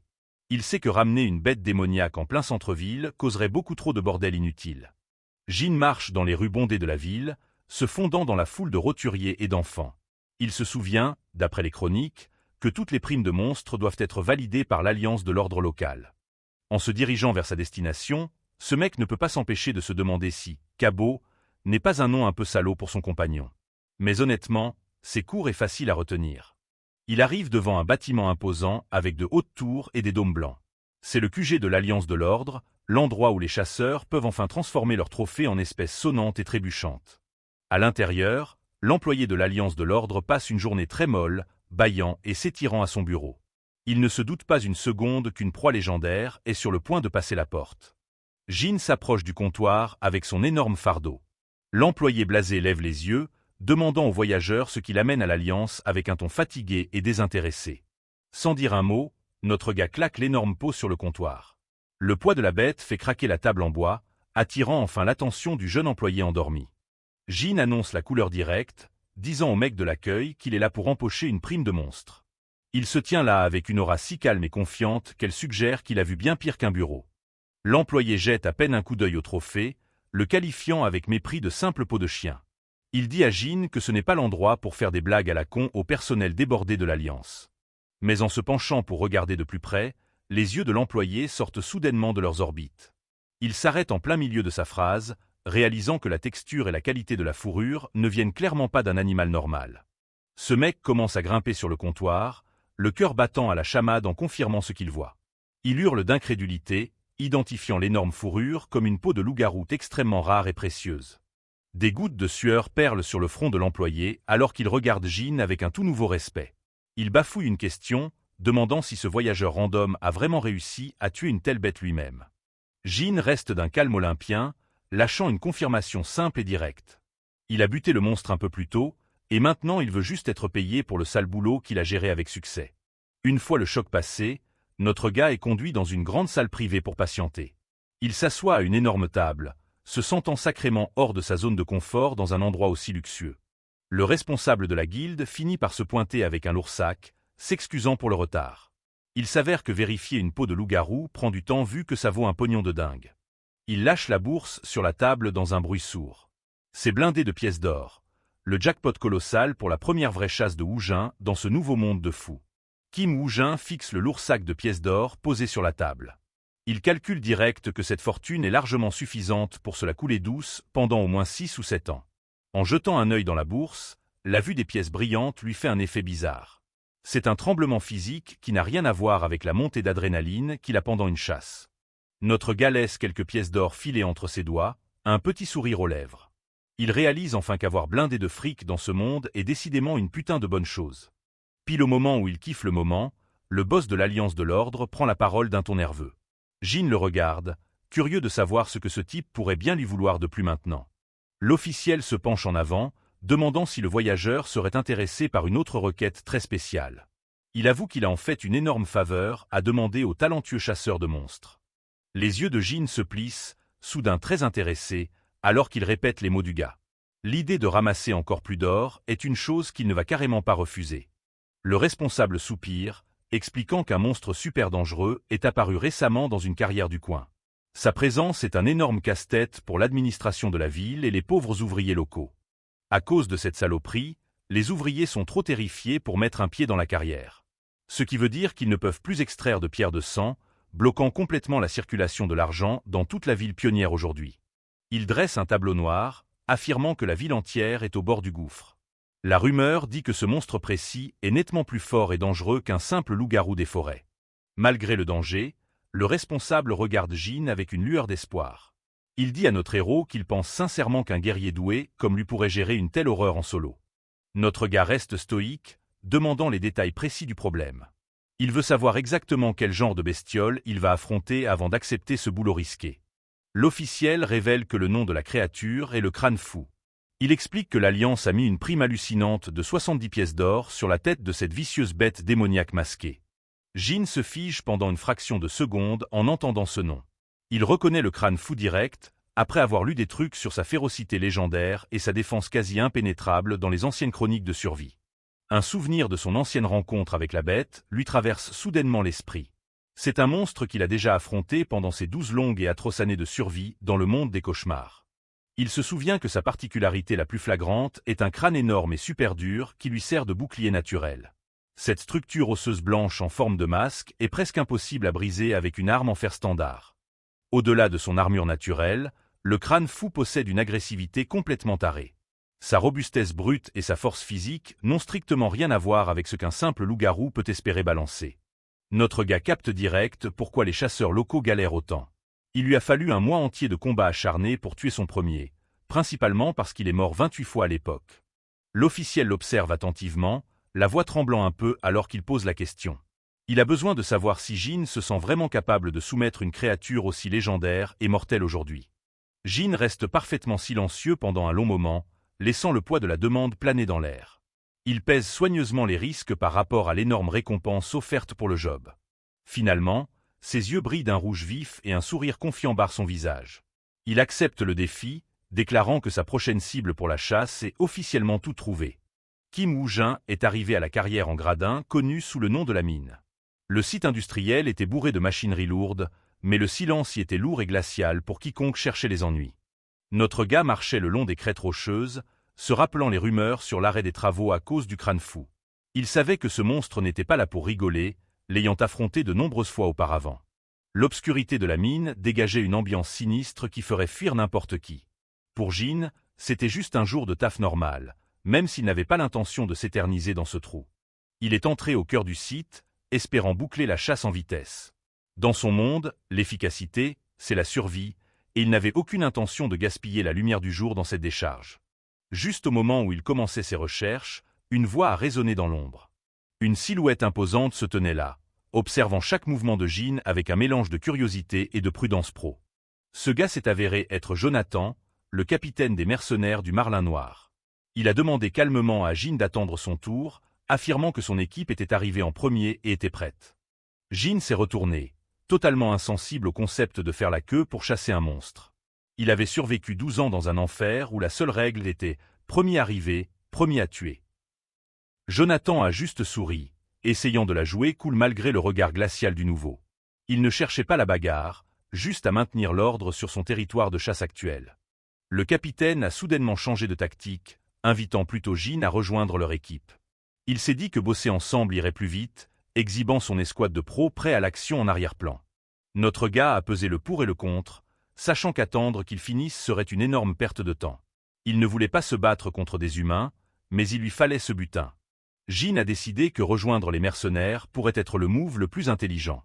Ça voulait dire partager les gains, mais aussi faire le job sans embrouilles humaines inutiles. Même comme ça, il n'était pas prêt à baisser complètement sa garde. Ses souvenirs des trahisons de merde le gardaient sur le qui-vive, sachant à quel point les gens pouvaient se retourner les uns contre les autres ici. Jin a serré son épée, demandant au capitaine pourquoi il voudrait même de l'aide d'un inconnu. Il avait déjà pas mal de gars, donc cette proposition de recrutement soudaine paraissait un peu louche. Jonathan a balayé ça en riant, avouant qu'il priorisait toujours la sécurité au-dessus de la perf. Pour lui, plus de bras voulait dire moins de risques, même s'il fallait partager le chèque avec un vagabond. Il a regardé Jin droit dans les yeux, affirmant qu'il voyait direct que le mec était fort. Le capitaine mercenaire avait du flair pour le talent, et un truc chez Jin criait au mec de haut niveau. Jin a remarqué que le capitaine commençait à parler de façon plus formelle, réalisant que ses gars étaient faibles face aux forts. Il a demandé pourquoi Jonathan pensait qu'il était puissant, restant sur la défensive malgré l'offre. Il s'avère que ce qu'il a cramé, c'est le loup géant qui le suivait. Pendant que les mecs parlaient, une fille nommée Claire était déjà en train de chouchouter la bête comme un vulgaire animal de compagnie. Claire était émerveillée, mentionnant que les monstres loups étaient connus pour être indépendants et impossibles à dresser. En voir un être aussi amical avec un humain était un choc total pour tout le groupe. Jin est resté scotché, se demandant quand Cabot était sorti de sa planque. Il lui avait dit de rester planqué, mais apparemment, quelqu'un n'avait pas eu le mémo aujourd'hui. La raison de cette trahison? De la viande cuite de qualité supérieure. Claire donnait à Cabot de la bouffe de luxe que même Jin n'avait pas encore goûté, brisant complètement l'esprit féroce de la bête pour des snacks. Cabot s'en fout complet de sa dignité maintenant, totalement concentré sur sa délicieuse friandise. Mais un regard noir de Jin suffit à lui filer des sueurs froides. On dirait que le lien entre le maître et son animal a finalement triomphé de ses pulsions de dalle. Il lâche la viande et fait le caniche obéissant. Le loup géant regarde Jin avec un regard de pure soumission, laissant tout le groupe sur le cul par son changement d'attitude soudain. Jin est sans voix. Cette créature stupide pense sérieusement qu'il est à son niveau, essayant de partager cette cochonnerie avec lui comme s'ils étaient potes. Mais après tous ces jours d'errance, à dormir dehors et bouffer des restes, ce morceau de viande devant Jean commençait à briller comme un putain de festin royal. Jean a dégluti difficilement, la sueur coulant sur son front en fixant la bouffe. Son corps réagissait tout seul, complètement submergé par une dalle qu'il n'avait pas ressentie depuis des années. Notre gars regardait la bidoche par terre, se demandant à quand remontait son dernier vrai repas. Survivre dans le monde des cauchemars voulait dire bouffer du monstre, mais ça sentait le paradis. Il avait l'air totalement tiraillé, réalisant qu'un loup venait de manger ce morceau sur le sol sale. Son estomac hurlait, mais sa fierté livrait une bataille perdue d'avance contre la faim. Sa main gantée s'étendut lentement, une lutte silencieuse pour la dignité humaine se jouant dans sa tête. La tentation était juste trop forte après des années à bouffer de la merde. Soudain, Claire attendit un morceau de viande fraîche, lui demandant s'il avait faim. Cabot se dressait derrière elle, l'air tout aussi impatient que Jean, qui est resté pétrifié de choc. Jean est resté planté là, abasourdi, les yeux écarquillés en regardant cette gentille fille. Il ne s'attendait pas à ce que quelqu'un dans ce monde impitoyable lui offre un truc aussi précieux sans rien demander en retour. Entourée d'une lumière éclatante et de plumes flottantes, Claire ressemblait à une vraie déesse à ses yeux. Il a décidé direct qu'elle était quelqu'un en qui il pouvait avoir confiance dans ce monde dangereux. Le groupe a marché profondément dans la mine, les lanternes éclairant les tunnels sombres et rocheux. Jonathan ouvrait la marche avec assurance, tandis que Jean suivait, digérant encore la gentillesse inattendue qu'il avait reçue. Jean a mordu dedans et son cerveau a explosé face au jus savoureux et épicé. C'était 1000 fois meilleur que la viande de monstre qu'il s'était forcé à avaler pour survivre tout ce temps. En marchant, Claire s'est retournée avec un sourire chaleureux, réalisant qu'il ne s'était pas bien présenté. Elle voulait briser la glace avant que la grosse chasse ne commence. Le capitaine s'est présenté comme Jonathan, chef des mercenaires du Marlin Noir, tandis que la fille a donné son nom, Claire. Ils avaient l'air d'un duo solide et très pro comparé aux autres chasseurs. Notre gars a hésité avant de se présenter sous le nom de Jean, gardant sa véritable identité secrète. Jonathan l'a accueilli dans l'équipe, lui disant de ne pas hésiter s'il avait des questions plus tard. Jonathan a lâché un sourire confiant, même s'il semblait un peu surpris par le ton sérieux de Jean. Il a jaugé le chasseur solitaire un instant, sentant qu'il cachait bien son jeu. Ils ont enfin atteint le fond de l'immense carrière où la chasse allait se dérouler. Jonathan a pris les commandes directes, ordonnant aux équipes d'installer les filets et de prendre leur position. Le capitaine s'est tourné vers Claire, demandant si elle était prête à attaquer. Elle a accepté sans hésiter, tandis que Jean regardait depuis la touche, curieux de voir comment ses pros bossaient. Des plumes ont soudain commencé à flotter dans les airs, prenant Jean complètement au dépourvu. Il a fixé les particules lumineuses, sentant une énergie étrange et puissante commencer à tourbillonner dans la zone. Claire flottait avec grâce alors qu'elle ouvrait son immense grimoire, brillant d'une lumière éclatante. Jean regardait avec une admiration totale, n'ayant jamais vu de vraie magie exécutée juste sous son nez.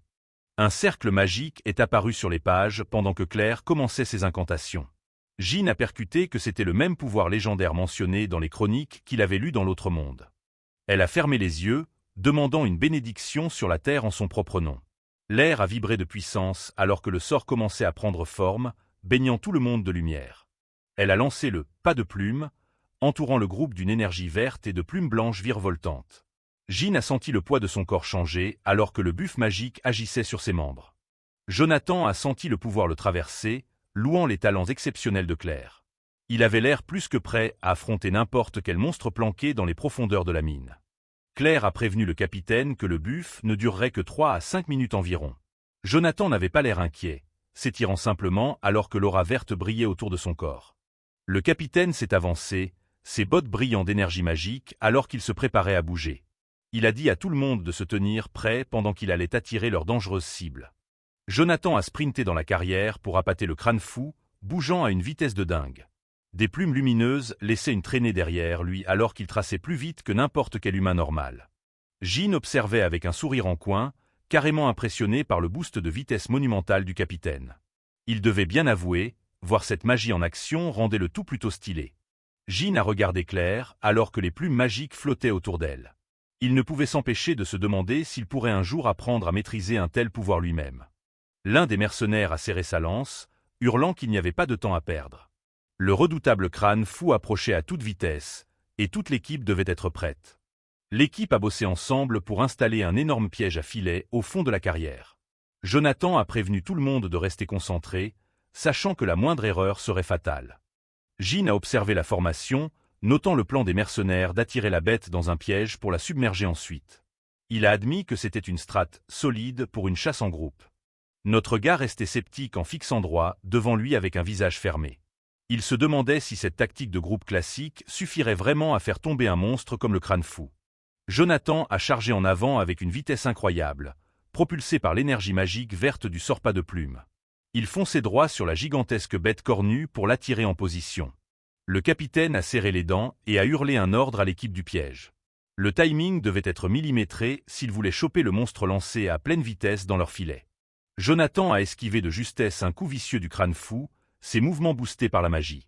L'énorme créature a rugi en se jetant en avant, ratant de peu l'agile capitaine mercenaire. Les mercenaires ont grogné en tirant sur les cordes épaisses, les yeux écarquillés par le choc. Le terrifiant crâne fou avait enfin émergé, et il était encore plus massif que prévu. L'énorme bête s'est retrouvée empêtrée dans les lourds filets, balançant ses énormes défenses dans une rage aveugle. Au début, on aurait dit que le piège méthodique des mercenaires allait tenir. L'équipe du piège a forcé de toutes ses forces, essayant désespérément de maintenir le filet. Il gueulait à tout le monde de tirer, espérant clouer le monstre enragé au sol. Avec la cible temporairement coincée, Jonathan a donné le signal à l'équipe des lances d'y aller. Il savait qu'il devait frapper vite avant que la bête ne pète ses liens. Les chasseurs ont pointé leurs lances acérées, se préparant à balancer toute leur puissance de feu sur le monstre piégé. Ils ont bougé avec une vraie coordination pro, encerclant la bête de tous les côtés. Les hommes se sont rués en avant, plantant leurs armes dans la peau épaisse du crâne fou. Ils espéraient finir le combat en vitesse, pendant que l'énorme créature était encore coincée dans le filet. Le crâne fou a poussé un hurlement de douleur et de fureur assourdissant quand les lances l'ont touché. Ses yeux rouges brillaient de haine alors qu'il se débattait contre les cordes qui le retenaient. Soudain, le sol a tremblé alors que la bête a libéré une puissance inattendue. Les mercenaires qui tenaient les cordes ont failli décoller, réalisant que leur plan partait en vrille. Avec un violent sursaut de force brute, le crâne fou a commencé à déchirer les lourds filets. La puissance de la bête dépassait de loin ce que le matos des mercenaires pouvait encaisser. Jean observait la scène de loin, les yeux plissés en réalisant que la situation tournait au vinaigre. Il a murmuré que ça ne se passait carrément pas comme prévu. La créature géante a facilement dominé toute l'équipe, envoyant valser les mercenaires en se libérant du filet. La panique a commencé à s'installer alors que leur approche méthodique échouait misérablement face à elle. L'un des chasseurs a hurlé de frustration en voyant ses potes balancer comme des poupées. Il n'en revenait pas que tant de mercenaires pros n'arrivent pas à maîtriser un seul monstre. Le crâne fou a lâché un dernier rugissement de tonnerre en déchiquetant le reste du filet. Ses yeux brillaient d'un rouge féroce alors qu'il se préparait à massacrer ses assaillants. Un gros plan sur l'œil de la créature révélait la pure rage primitive qui brûlait en elle. Ce n'était plus un animal acculé, mais un prédateur vengeur prêt à tout déchiqueter. Le crâne fou s'est lancé dans une charge à pleine vitesse, fonçant droit sur Claire. Avec la formation des mercenaires explosés, elle était complètement vulnérable aux énormes défenses et au poids de la bête. Claire est restée figée alors que le monstre bondissait, sa magie la lâchant au moment où elle en avait le plus besoin. On aurait dit que c'était game over pour elle alors que tout leur plan foirait en un instant. Pile à ce moment, notre gars a bougé comme un putain d'éclair, se plantant direct devant la fille. Il était tellement rapide que les autres mercenaires sont restés plantés là, complètement abasourdis par sa vitesse. Jean a campé sur ses positions face au massif crâne fou, lui bloquant la route vers Claire. La fille terrorisée a vu de dos le chasseur solitaire se préparer à affronter la bête frontalement.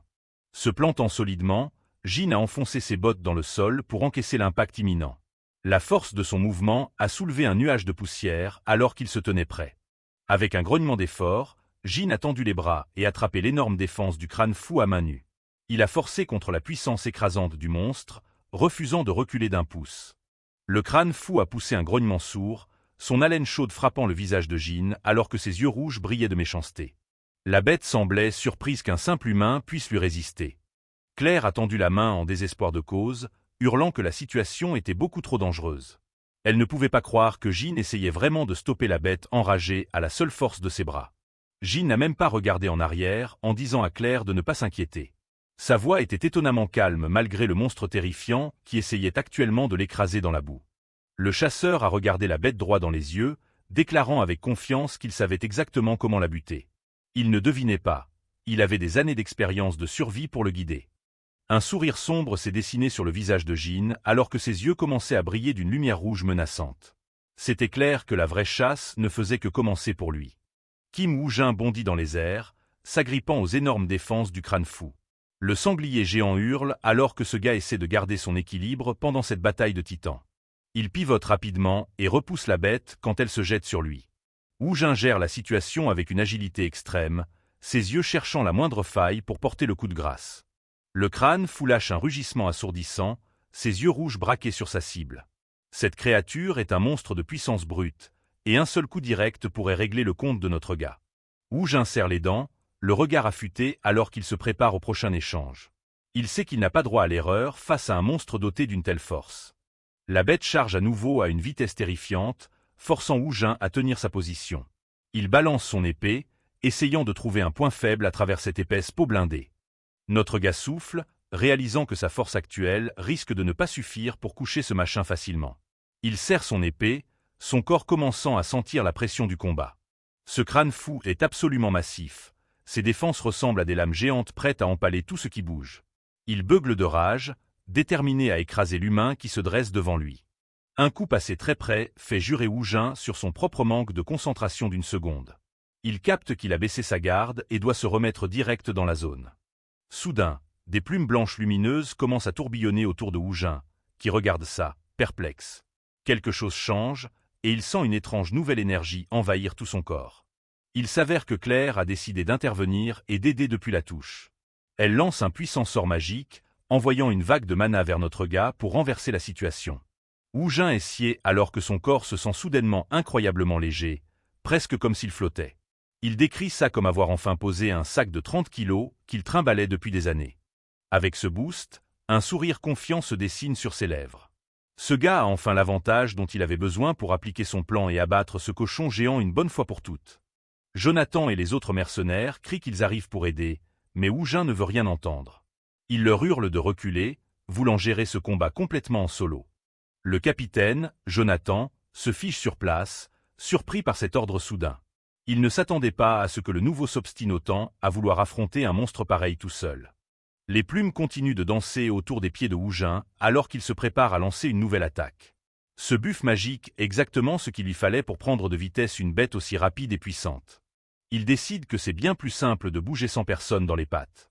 Notre gars replonge dans la mêlée, ses mouvements devenus un flou de vitesse et de précision grâce à Claire. Woo-jin commence à analyser les patterns de la bête, sachant que chaque monstre a une faille fatale. Pour chasser un crâne fou, il suffit d'exploiter son comportement basique et prévisible pendant la charge. Malgré son nom flippant, ce truc n'est finalement qu'un cochon géant. Il court vite en ligne droite, mais sa taille énorme fait que tourner est un putain de cauchemar pour lui. La bête charge comme un bourrin, s'écrasant contre les murs en essayant de suivre la nouvelle vitesse de Woo-jin. C'est une machine de guerre, mais il lui manque l'agilité pour les virages serrés. Notre gars prévoit d'utiliser l'élan du monstre contre lui-même pour l'arrêter net.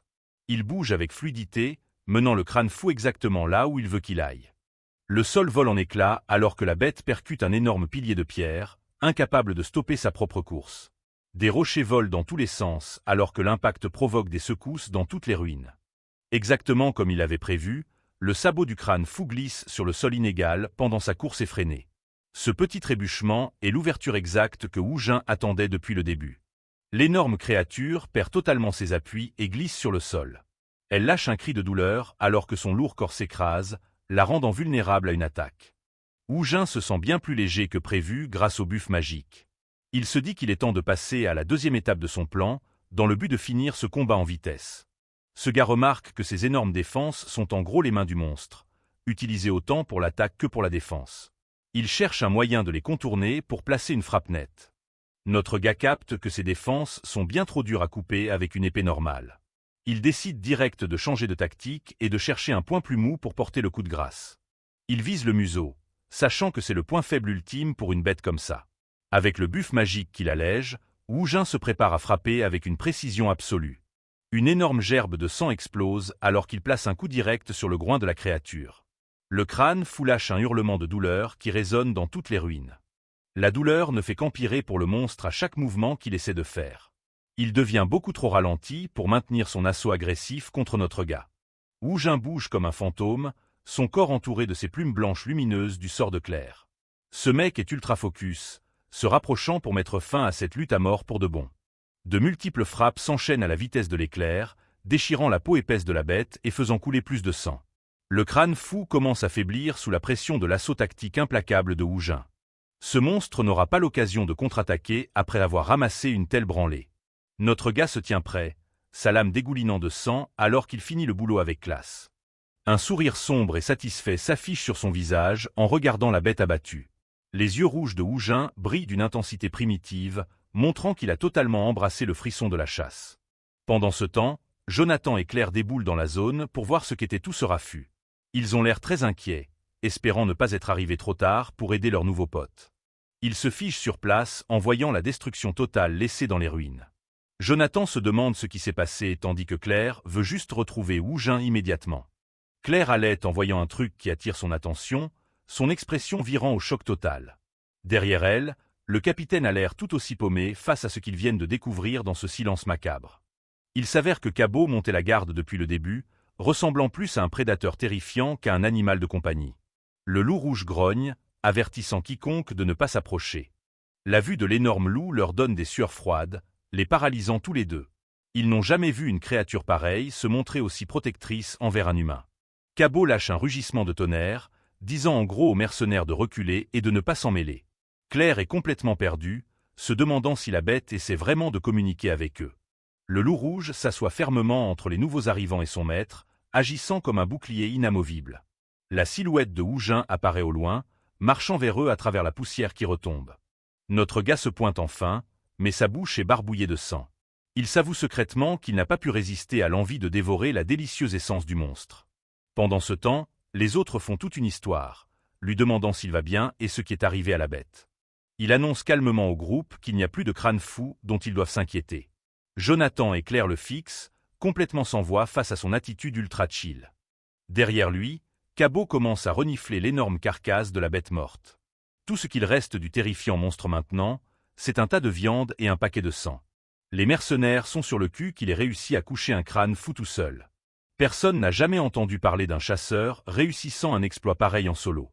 Soudain, Cabot se redresse et se remet à renifler l'air avec une expression très sérieuse.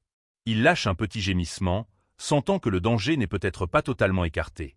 Le loup rouge commence à grogner vers l'entrée sombre d'un tunnel voisin. Jonathan regarde dans cette direction, sa main se resserrant sur son arme en sentant l'ambiance changer. Un autre crâne fou sort lentement de l'ombre, ses yeux rouges brillant d'une faim pure. On dirait que la victoire solo de Wu Jin vient d'attirer un deuxième monstre tout aussi dangereux à la fête. La nouvelle bête gronde, montrant des rangées de dents acérées et ses énormes défenses mortelles. Elle a l'air encore plus agressive que la première, clairement prête à venger son pote tombé au combat. Jonathan sort enfin de sa torpeur et hurle à tout le monde de s'équiper. Il s'avère qu'un autre était planqué dans l'ombre, et c'est parti pour le round 2. Attends, Claire voit un truc louche et dit à tout le monde de ne pas tirer. Elle fixe la bête, sentant que ce crâne fou particulier est très différent de celui qu'ils viennent de buter. Un deuxième crâne fou apparaît, mais il est accompagné de 2 petits marcassins. Le groupe est choqué par l'apparition soudaine de cette famille de monstres juste sous leur nez. Les marcassins lâchent de petits couinements en se tenant à côté de leur mère. Ils ont l'air étonnamment inoffensifs comparés à la bête géante que notre gars a démontée quelques minutes plus tôt. La mère crâne fou grogne, ses yeux rouges fixés sur les intrus. Elle est clairement sur les nerfs, prête à protéger ses petits à tout prix si ça part en vrille. Wu Jin reste calme, Cabot à ses côtés, observant la scène. Il n'a pas l'air d'avoir envie d'attaquer la bête, sentant qu'il n'y a plus besoin de violence pour aujourd'hui. La mère bête et ses petits commencent à se détourner, s'enfonçant plus profondément dans les ruines. On dirait qu'ils cherchaient juste un endroit sûr pour élever leur gosse tranquille. Les mercenaires regardent, incrédules, la famille de monstres partir en paix. Jonathan et Claire sont surpris que Wu Jin les laisse partir sans essayer de les achever. Jonathan fait remarquer que la bête essayait sûrement juste d'élever ses petits ici. Claire a l'air un peu compatissante, se sentant mal pour les créatures maintenant que la pression est retombée. Wu Jin détourne le regard, admettant qu'il est content que la situation se soit réglée sans bain de sang supplémentaire. Il a l'air plus détendu maintenant que la menace immédiate est définitivement passée. Le groupe arrive finalement à la bouillonnante 5e ville pionnière sous la pleine lune. C'est une immense ville médiévale, pleine de vie et de lumière comparée aux ruines sombres. Ils filent direct dans une taverne locale pour fêter le succès de leur mission. La lueur chaleureuse des fenêtres promet une pause bien méritée après une journée de chasse aussi intense. À l'intérieur, Jonathan hausse la voix pour féliciter tout le monde pour le bon boulot. Il est ravi que personne n'ait été gravement blessé en affrontant une bête aussi dangereuse. Le capitaine annonce qu'il est enfin l'heure du paiement, ce qui est toujours le meilleur moment de n'importe quelle chasse. Il est de super bonne humeur, clairement impatient de toucher la prime. Le reste de l'équipage mercenaire l'acclame bruyamment, prêt à se jeter sur la bouffe et la picole. C'est un groupe soudé qui sait comment savourer une victoire. Claire a l'air perplexe en voyant les tas d'or sur la table. Elle se souvient que la récompense de base était bien plus petite que ce que Jonathan leur montre en ce moment. Jonathan se marre, expliquant que l'or supplémentaire est là parce qu'il a fait un scandale au client. Il sait carrément comment négocier pour un meilleur chèque. Il révèle avoir menti, prétendant qu'il y avait 2 crânes fous et même des petits à gérer. Vu que le boulot avait l'air plus dangereux, il a exigé une prime beaucoup plus grosse. Le pactole total s'élève à la somme astronomique de 110 pièces d'or. Les mercenaires applaudissent leur capitaine, impressionné par sa ruse et sa capacité à extorquer plus de fric. Hougin demande comment il a fait pour avoir l'argent alors qu'ils n'ont pas vraiment affronté la mer. Jonathan lui lance juste un regard complice, prêt à expliquer sa petite magouille. Ce gars avoue avoir lâché un petit mensonge pieux au client pour sécuriser le paquet. Dans son monde, un mensonge devient la vérité si tu ne te fais pas griller. Les mercenaires rient avec lui, validant l'arnaque avec des pouces en l'air. Ils n'ont pas l'air d'être dérangés par la triche, tant que ça profite directement à tout l'équipage. Hougin les observe, se disant que ces gens sont en fait plutôt intéressants. Il commence à voir une autre facette de ces mercenaires qu'il n'avait pas anticipée en les rejoignant. Jonathan pose soudainement une main sur l'épaule de notre gars, attirant son attention pour un truc important. Il semble avoir une très haute opinion des impressionnantes compétences de combat du petit nouveau. Le capitaine choque tout le monde en proposant de donner la moitié de tous les gains à Hougin. Il demande à l'équipage si quelqu'un a un problème avec un partage aussi massif. Hougin fixe l'or, totalement scié. Il s'attendait à ce que ces mecs l'entubent, mais ils sont incroyablement réglo sur le partage pour une fois. Jonathan ne lâche pas l'affaire, lui disant qu'ils seraient tous morts sans son aide. Il veut que notre gars prenne sa part et en soit fier, en signe de respect. Le capitaine explique que vu que la prime de base a augmenté, il y a de quoi partager pour tout le monde. Il insiste sur le fait que cette offre généreuse est exactement ce que toute l'équipe veut pour leur nouveau pote. Les autres mercenaires rigolent et valident, clairement contents de l'arrangement. Ils ont vraiment adopté notre gars après l'avoir vu gérer cette bête énorme tout seul aujourd'hui. Hougin se gratte la joue, s'avouant secrètement que leur bœuf et leur piège ont été d'une aide énorme. Il commence à capter que le travail d'équipe, c'est peut-être pas si naze au fond. Il regarde son verre, commençant enfin à croire que tout le monde n'est pas là pour lui planter un couteau dans le dos dans ce monde hostile. Ça le change de ses habitudes. Pour montrer sa gratitude, notre gars propose de payer toutes les tournées ce soir. La taverne explose de joie, les mercenaires réalisant qu'il sait clairement comment dépenser son argent durement gagné. Tout le monde commence à s'enfiler des bières et à fêter ça comme s'il n'y avait pas de lendemain. Ils comptent bien se mettre minables ce soir pour oublier le stress de leur dangereuse mission. Au milieu de ce bordel, Hougin remarque Claire qui se lève discrètement pour quitter la table. Il se demande où elle pourrait bien aller, alors que tous les autres sont en train de faire la teuf. Elle lui dit qu'elle sort juste pour s'entraîner un peu à la magie avant d'aller dormir. Claire a l'air d'être toujours à fond sur l'amélioration de ses skills, même pendant une soirée. Notre gars la regarde partir, surpris qu'elle veuille encore bosser juste après une chasse aussi épuisante. Son dévouement pour son art est un truc qu'il respecte à fond. Plus tard cette nuit-là, Claire est assise paisiblement sur une colline sous la lumière d'une immense pleine lune. Elle est entourée d'une magnifique aura de mana bleue alors qu'elle commence sa méditation. Elle a les yeux fermés, concentrée sur le flux d'énergie dans tout son corps. C'est une scène magique et tranquille qui contraste totalement avec l'ambiance agitée de la taverne. Hougin observe depuis les ombres, se disant qu'elle doit être cramée mais qu'elle continue quand même. Il est vraiment impressionné qu'elle sacrifie son temps libre pour s'entraîner juste après une mission. Il reste bloqué sur cette énergie bleue brillante, le mot « magie » résonnant dans sa tête. Il s'est toujours reposé sur la force physique, mais ce nouveau pouvoir a l'air incroyablement utile et polyvalent. Notre gars se demande s'il devrait essayer d'apprendre la magie lui-même pour devenir un chasseur encore plus souffle. Voir le pouvoir de Claire en action a clairement éveillé une nouvelle ambition au fond de lui. Jean prend Claire par surprise en lui demandant de lui apprendre la magie. À sa grande surprise, elle accepte direct, l'air beaucoup plus enthousiaste qu'il ne l'aurait cru. Claire pose une lourde caisse, avouant qu'elle cherchait de toute façon un moyen de le remercier.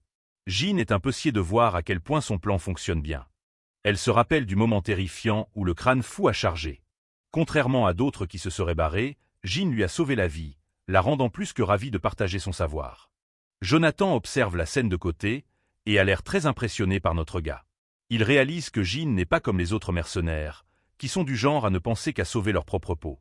Le capitaine intervient, prévenant que la magie n'est pas un truc qu'on maîtrise en une nuit. En plus, le groupe est censé quitter le village dans 2 jours pour tenir le timing. Jonathan trouve une solution toute bête et suggère que Jean n'a qu'à voyager avec eux. Il se demande pourquoi un chasseur aussi balèze voudrait traîner avec leur groupe. Il tape sur l'épaule de Jean, le traitant de loup solitaire qui préfère sûrement rester dans son coin. C'est clair que les mercenaires ont un énorme respect pour ses talents. Jean garde un visage neutre, se disant que Jonathan le fait jouer les mecs fiers pour rien. Il veut juste ses leçons, mais il va jouer le jeu pour l'instant. Décidant de mytho un peu, Jean demande quelle est leur prochaine destination. Jonathan révèle qu'il se dirige vers la 4e ville pionnière pour un nouveau boulot très juteux. Notre gars fait comme si c'était un pur hasard, affirmant qu'il comptait justement aller par là. Il demande si ça les dérangerait qu'ils rejoignent leur caravane pour le voyage. Jonathan et Claire échangent un regard, sachant très bien que c'est un très mauvais menteur. Ils ont capté qu'il a mordu à l'hameçon, mais ils sont juste contents de l'avoir avec eux. Jonathan se marre à gorge déployée, parlant d'une grande coïncidence tout en tirant Jean dans une grosse accolade virile. Ils sont tous les deux ravis d'avoir un allié aussi solide et puissant avec eux. Jean lâche un petit sourire entendu en se détournant du groupe. Sa prochaine destination est officiellement calée, et il fait un pas de plus vers la découverte des secrets de la magie. Le groupe se met en route à travers la nature sauvage, mais il n'utilise pas de chevaux normaux. Il chevauche le dos d'une créature géante et blindée qui domine les arbres autour d'eux. Cette énorme bête s'appelle un tarasque, un monstre spécialement élevé pour le transport lourd. C'est l'une des rares créatures magiques que l'humanité a réussi à domestiquer. Jean fixe l'immense porteur, complètement sur le cul par sa taille. Il capte que dans ce monde, ces monstres sont le moyen standard pour transporter de lourdes charges sur de longues distances. Jonathan fait signe au groupe d'avancer, pressé de se mettre en route vu le chemin qui leur reste. Le voyage vers la 4e ville pionnière est officiellement lancé. Cette nuit-là, Jean médite en silence sous la lumière d'une immense pleine lune. Il comprend vite qu'essayer d'apprendre un truc complètement nouveau est une vraie galère. Il réfléchit à pourquoi c'est si dur d'apprendre, réalisant que le pire, c'est la répétition constante. Il est trempé de sueur, mais il refuse de lâcher l'affaire pour sentir ce putain de mana. Claire lui montre un petit orbe de lumière, lui expliquant que progresser en magie prend énormément de temps. Jean observe attentivement, essayant de capter la sensation de l'énergie autour d'eux. Notre gars serre les dents, frustré de stagner si tôt. Répéter les mêmes exercices mentaux en boucle est une vraie torture pour une personne normale. Cependant, c'est une douleur particulière que Jean ne connaît que trop bien. Il repense à son voyage avec Claire, réalisant que son passé l'a préparé à ça. Son esprit retourne aux 12 années de pure agonie qu'il a endurées dans le Magyong. Survivre à ce monde de cauchemars exigeait un mental que la plupart des gens ne peuvent même pas imaginer. Les années passées dans ce trou, Hara ont rendu Jean beaucoup plus dur qu'un chasseur lambda. Assis seul dans la forêt sombre, il concentre toute sa volonté sur un seul but. Soudain, une minuscule étincelle bleue clignote juste devant lui. Après des jours à ne rien sentir du tout, Jean capte enfin le truc. Le mana dans l'air commence à répondre. Jean observe l'étincelle bleue, sentant enfin le mana après 10 jours de galère. Le grain ne lui fait pas peur, il a enduré bien pire pendant ces années de survie. Claire tape dans ses mains, trop contente qu'il commence enfin à sentir la magie. Jean a l'air épuisé mais soulagé, comprenant enfin la vraie nature de l'énergie qu'il traquait. Notre gars n'arrive pas à croire que ça lui a pris 10 putains de jours juste pour en arriver là. C'est un rappel brutal qu'apprendre la magie dans ce monde, c'est pas de la tarte. Claire avoue qu'il est plutôt lent niveau talent. Mais elle l'encourage direct, précisant que la plupart des gens ne sentent jamais le mana de toute leur vie. Maintenant que le premier palier est passé, elle fouille dans son sac pour l'étape suivante. Il est temps de passer au stade supérieur et de commencer à contenir l'énergie à l'intérieur. Elle verse délicatement un liquide bleu clair incandescent dans une petite bassine en argent. Cet élixir spécial est indispensable pour le rituel qu'ils vont faire au clair de lune. Avec un visage de marbre, Claire dit à Jean de se foutre à poil. Elle enfile ses gants, ultra concentrée sur l'aspect technique de l'infusion magique qui s'annonce. Jean est complètement pris au dépourvu, les yeux écarquillés par le choc et la confusion. Il ne s'attendait carrément pas à ce que sa première leçon de magie dans les bois prenne cette tournure. La scène bascule dans la forêt profonde, en pleine nuit, seulement éclairée par une énorme pleine lune. C'est le spot parfait, calme et propice pour un rituel magique délicat et potentiellement dangereux. Claire trempe ses doigts dans le liquide froid et brillant qu'elle a préparé.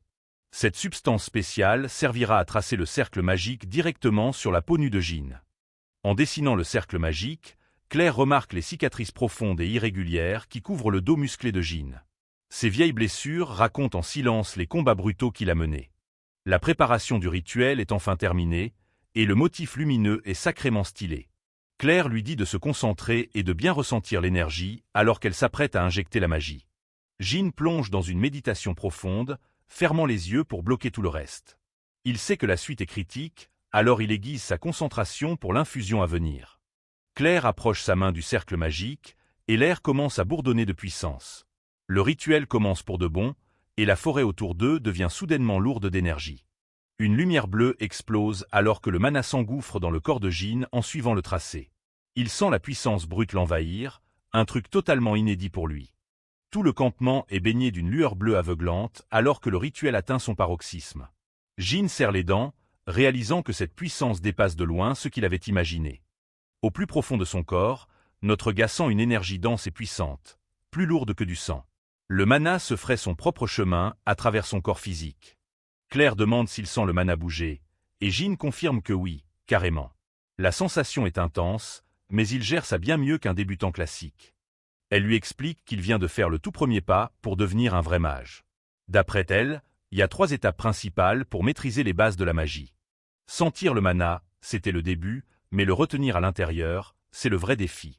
La dernière étape, c'est utiliser cette énergie stockée pour balancer de puissants sorts dans le monde réel. Vu qu'il a géré l'infusion comme un chef, Claire décide de passer direct à l'étape 2. Ça implique qu'elle guide le mana encore plus profondément vers son noyau. Ses instructions sont claires. Il doit contrôler le flux d'énergie et le diriger vers son cœur. C'est comme retenir sa respiration, mais avec de la puissance magique pure à la place de l'air. Jean transpire à grosses gouttes et galère visiblement à garder le contrôle sur cette quantité de mana. Il prépare son corps à agir comme un réceptacle pour stocker l'énergie.